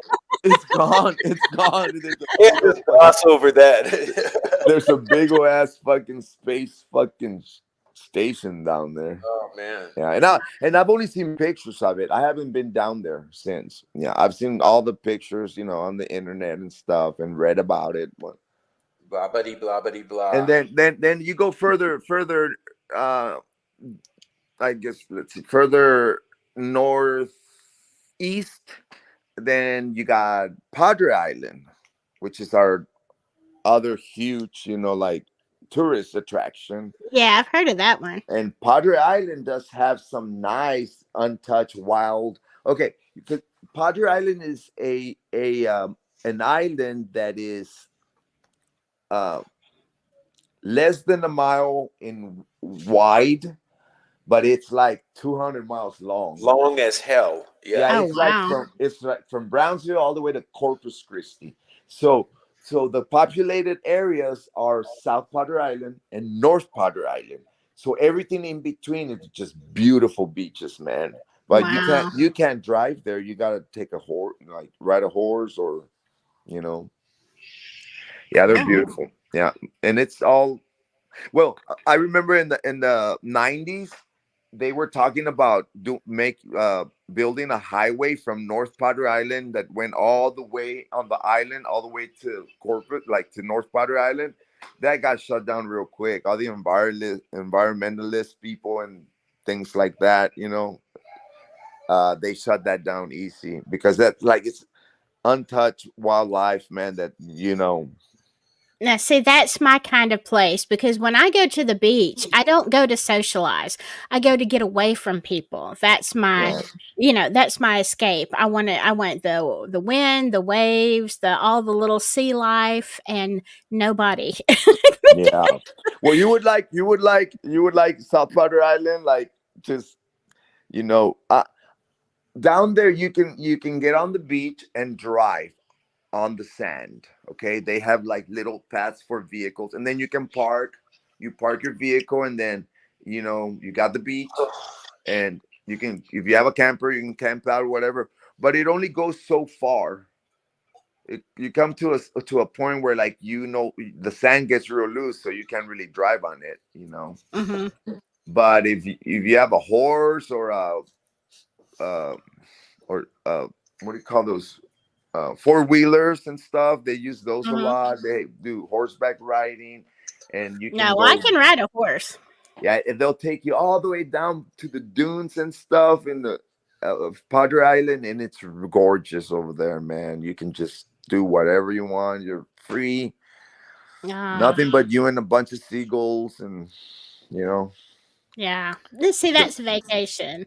That's a vacation to me. Yeah. Because I think because I'm just around people so much, at work in the jail, you've got all these people everywhere, and then you know, that's my getaway. I want to be solitary. I mean, even if somebody goes with me, you know what I'm saying? You just have that vibe of like no commercialism, nothing, just raw nature. See, I'm the Yeah. opposite.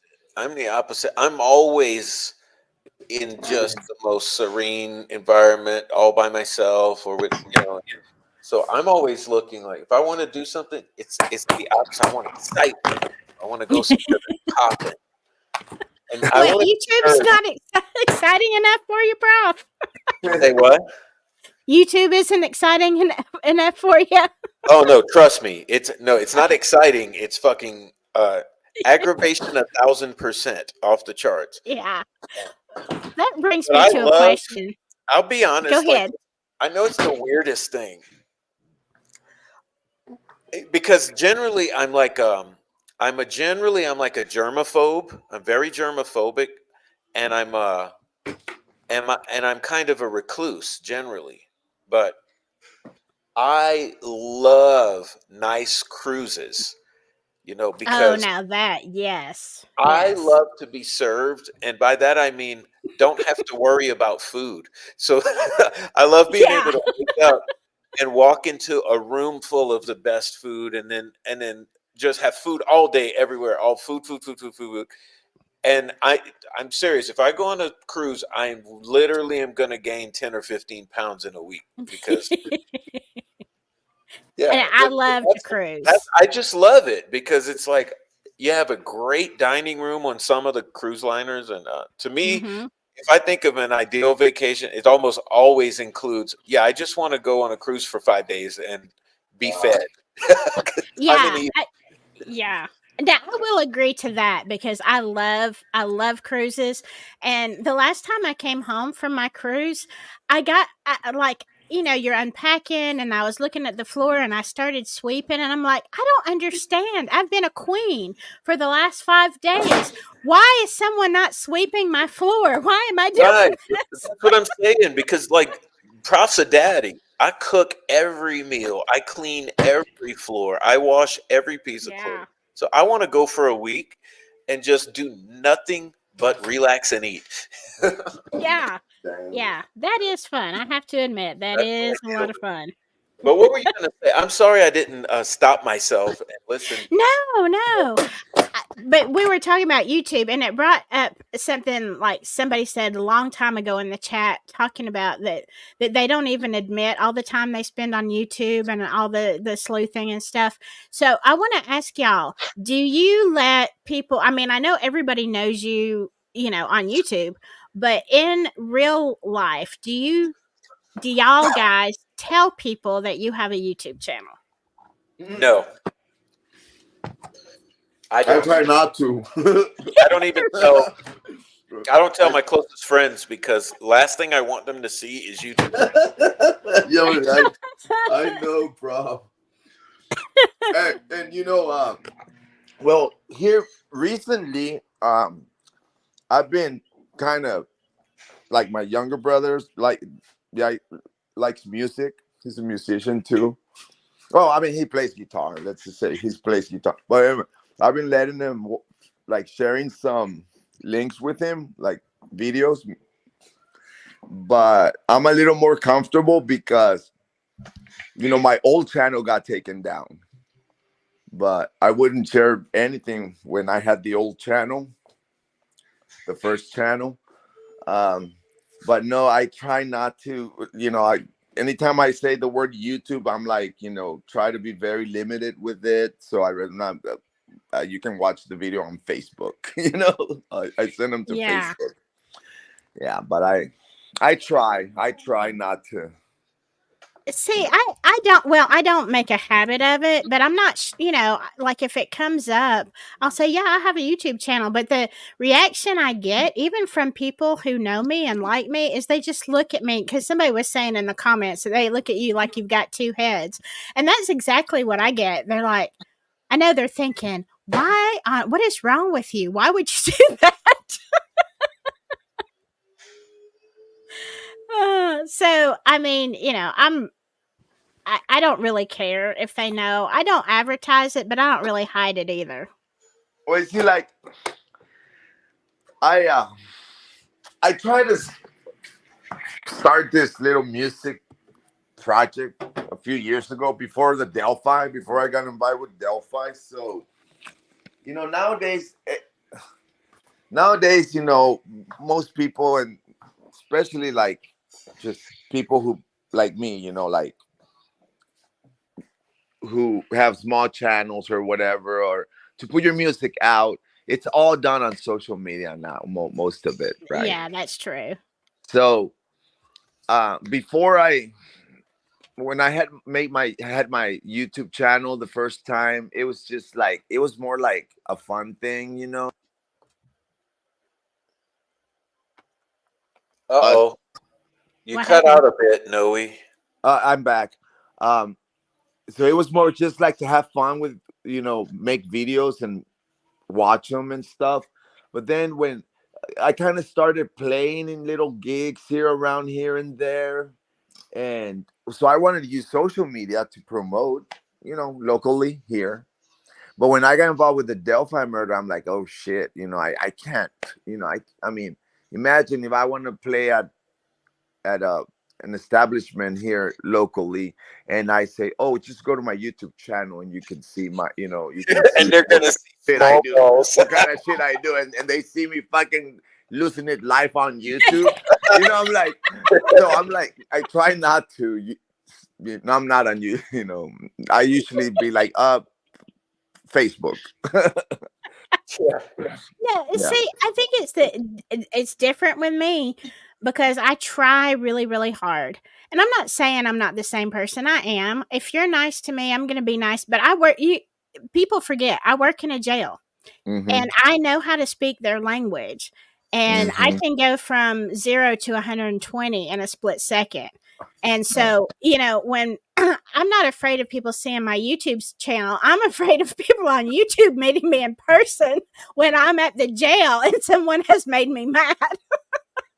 And they're like, "Who I is know. that?" Oh, well, that's my other half. That's the other side of me that is Right. not going to take any crap off of anybody. So. There. Well, I mean, see, it's okay for you to tell people about your channel because yours is 10 times classier than Noe's and I's. So, Yeah. you're I you're don't know okay. about that. I I'm feel damn near embarrassed as I want to play ostrich and put my head in the sand when I talk about my channel.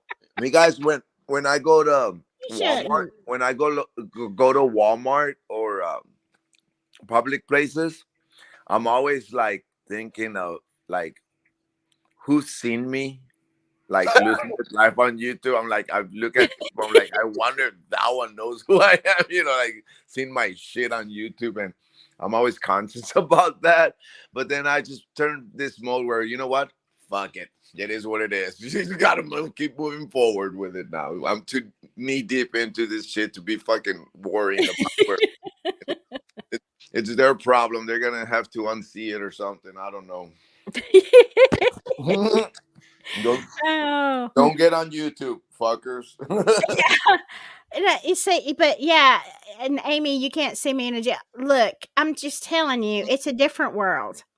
And here's the thing, when I first started at the jail, I tried to be very nice and polite and all this stuff, but after you have been lied to about very serious things so many times, and they're scamming you and all this, it doesn't take very long.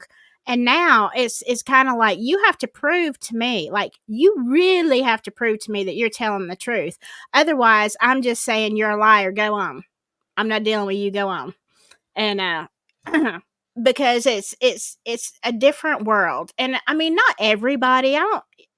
You have people who are in jail who shouldn't be in jail. Like, it's stupid reasons they're in jail. Like, why can't you just bond out? This is stupid. You shouldn't be here for traffic tickets. I'm sorry. This is not the place for traffic tickets. And then there's a lot of reasons. But then you have the murderers, you have the chomos, you have like the worst of the worst, and they're all together. And it's like, you can't be nice because they don't understand that language, if that makes sense. I've got a lot of gangbangers and stuff like that in there too, and they don't understand because of the way they were raised. They don't understand unless you start dropping some explicit language, and then they're like, oh, okay, Yeah. then they settle down. But it's kind of like when you're kids, and any of y'all who have kids know, you can ask your child 5 or 6 times, baby, would you please pick up this toy? Would you please take your, get the laundry out of here? Go on, take the laundry. And you go over the course of an hour, you said it 6 or 7 times, baby, get your stuff and put it in your room. And it's only when you lose your crap, oh my God, blah, blah, blah, if you don't get your clues and get when you lose your stuff, that's the first time they hear you. I mean, it's crazy. I'm like, what? And they're like, Mom, why are you having a breakdown? Because I've said this, 7 times and you haven't budged. But now the only time you heard me is when I was yelling and, the veins are popping out in my neck. Now you hear me. Well, what you're saying there, it kind of applies to the internet. What's going on the internet here? I mean, you can only take so much, and then at some point, you're gonna lose it, and you'll do whatever. You're gonna go to whatever extent to get your very good point you're making, Noe, because people love to judge and jump in. Prof, blah, blah, blah, blah, blah, blah. And I say, yeah. You don't understand what I'm doing is what it is. Yeah, you gotta change, like Doug Carter said, change of direction, fuckers. Here we go. I mean, but some people only hear that. You know what I'm saying? It's like they don't get it when you're nice a lot of times.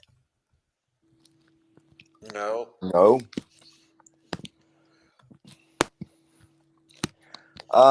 Well, guys, I'm gonna start to wrap up my participation on the panel. Me too. I was gonna say it. You said it for me. I'm getting. I think we had a good party, and it's late. Yeah, we did. So thanks, Prof, and it was nice joining you, Silky. Yeah, you too. I've seen some of your videos and stuff. I know who you are, but nice meeting you here. You too. Oh yeah, Noe, meet Silky. Silky Noe. Yeah. And happy Mother's Day and all that. And thank you. Thanks, bro. I'll just get a hold of you guys sometime and do it again. Thanks, Noe. Look, I'm gonna read this one. No, I was saying good night to nobody, nothing, but I do need to get up early. By the way, this was my all-time favorite Delphi live so far. Noe, Prof, Silky, and all. Happy Oh Mother's wow. Day. And happy Mother's Day to you beautiful women out there. I mean, my chat, when I look at analytics, I know it's 85, 95% women, and I just love you all, except the demons. But I love you all. Thanks for being here. And as I always say, everyone in the chat and everyone who comes on the panel and joins my little community here, I just love you so much. It's all about you guys. I'm just the host. All I do is allow this space. I don't run shit around here. So thank you all so Yeah. much. Yeah. Thanks. Oh, Thanks to everybody that's out there. I know that a lot of people have been good to me, and they're always kind and say kind things to me. That means a lot to me because I mean, I'm the infamous jailmate. But thank you You're for your infamous, community. the trafficking Uh, jailmate. yeah. Well, good night, guys. Keep reading some of the comments if you want, Prof, and just tell them, try to answer for me. But I gotta wrap up here. And I will. Well, good night, Noe. good night. yeah. Good night. Good Bye night, bye. Noe. I'm gonna go too, Prof, because mostly because I have a headache. I think it's just too many hours with no sleep. But Yeah, go thanks get so some much. rest. Silky, Yeah. love you so much. Thanks for joining. You made the party twice as fun. All the more fun. Well, thanks for having me. Yeah, and I'll see y'all later, somewhere, sometime on the internet that we don't talk about to our friends. Oh my goodness, the secret place. Good night, Silky. We love you. Happy Mother's Good Day. night. Thank you. Okay, that's Silky. And whoop, I'm bringing her back. Oh my gosh, what am I doing here? Pressing buttons. Okay. Thank you, everyone else. Look, Amy says it was a great party, Prof. Nice to socialize outside of work. Yeah, wasn't it a nice little discussion without a bunch of fucking headache? Thank you all so much for participating in the chat. You guys are amazing. Look, I haven't seen Silky in a long time, says Lisa. Nice to be here tonight. Yeah, Lisa, nice for you to be here. I haven't seen her forever, too. We've been so busy. Sandy says, thank you for keeping it real. Is that going out to everyone? I think we're all pretty keeping it damn real, pretty much. Everybody's keeping it real. And that's why I love this. Like, I do plan on being a little more careful with my language on certain presentations, just so that they're easier to hear. But generally, I don't bite my tongue because we keep it real here. And but time and place for everything. So, Carol says, "Great life, thank you." Well, thank you, Carol. You're sweet. Thanks, Prof. Noe Silky. Sorry to have missed it. Yeah, and Freckle Joy too. You missed Freckle Joy earlier. Thank you, Freckle. By the way. Fur Baby Daddy says, great chat and love y'all. Sandy says, love Silky. Simon, what's up, Simon? Simon says, thanks for the insights. Well, it was just a little informal hang, but we're sending love out to all the mothers and the caretakers of children, Simon. So good night to all of you and everyone else who was here earlier, especially my main mod, Amy. Thank you so much, Amy, for being here. And Kayla, my longtime friend, Kayla. And I know Erin was hanging around and Nobody Nothing for quite a while. That's my sweethearts. And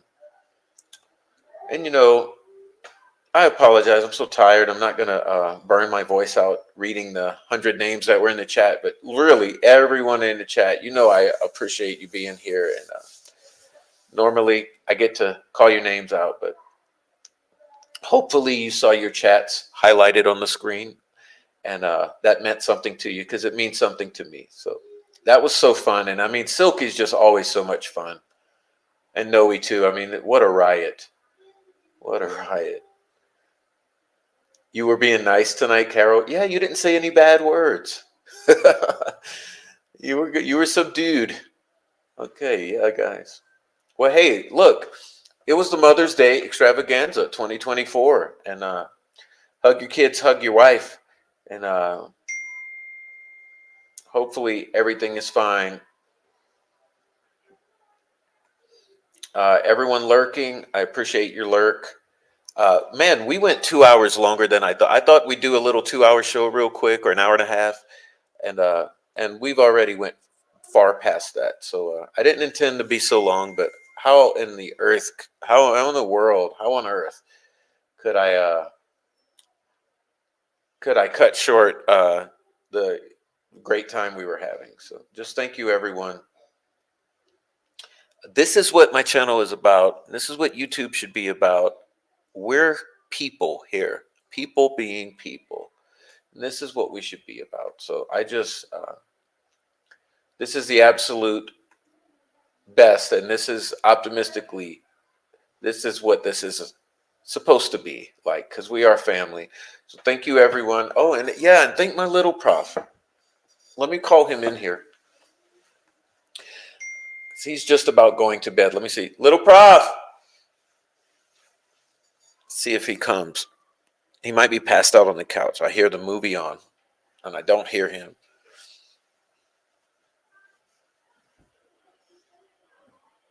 Well, it sounds like he's passed out. So I'm going to say good night to you for little prof. And you know, he had the best time grabbing hold of the mic and talking and talking and talking, and he didn't want to let go. So you know, he loved it.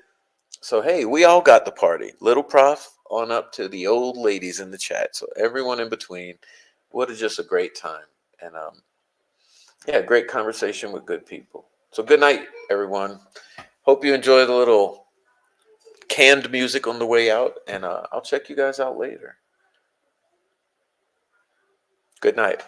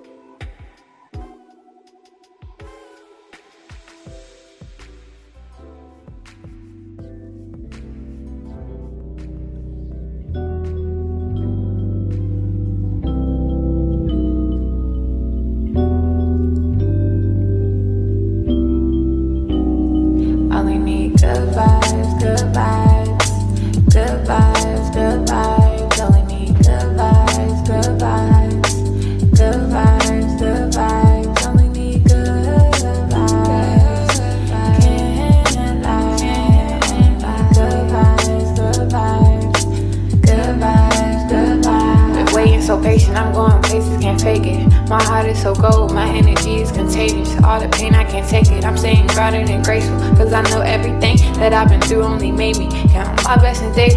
Yeah, they've been acting shady, but I don't take it personal. The memory's fading, I'm enjoying the moment. I've been smelling the roses, taking time to reflect, stepping back, the truth unfolding, unfolding. Stand low, got nothing to prove, cause I'm about to blow. I've been in the booth, speaking through my soul. You know that I'm true, either way it go, either way it goes. I cannot turn cold, staying on the low. I've been protecting my soul.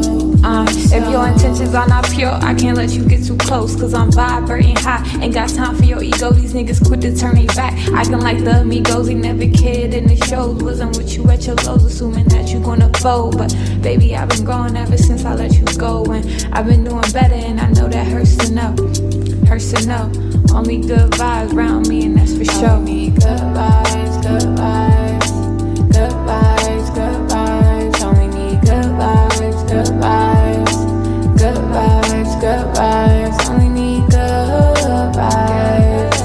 Can't lie. Only need good vibes, good vibes, good vibes, good vibes. You see me searching for my inner peace. I've been learning more about myself and my purpose. Truth always come to the surface. Was hurting, but I had to heal. Releasing all the pain that I always held. Been going through some changes, I'll make it still. Protecting my shoulder.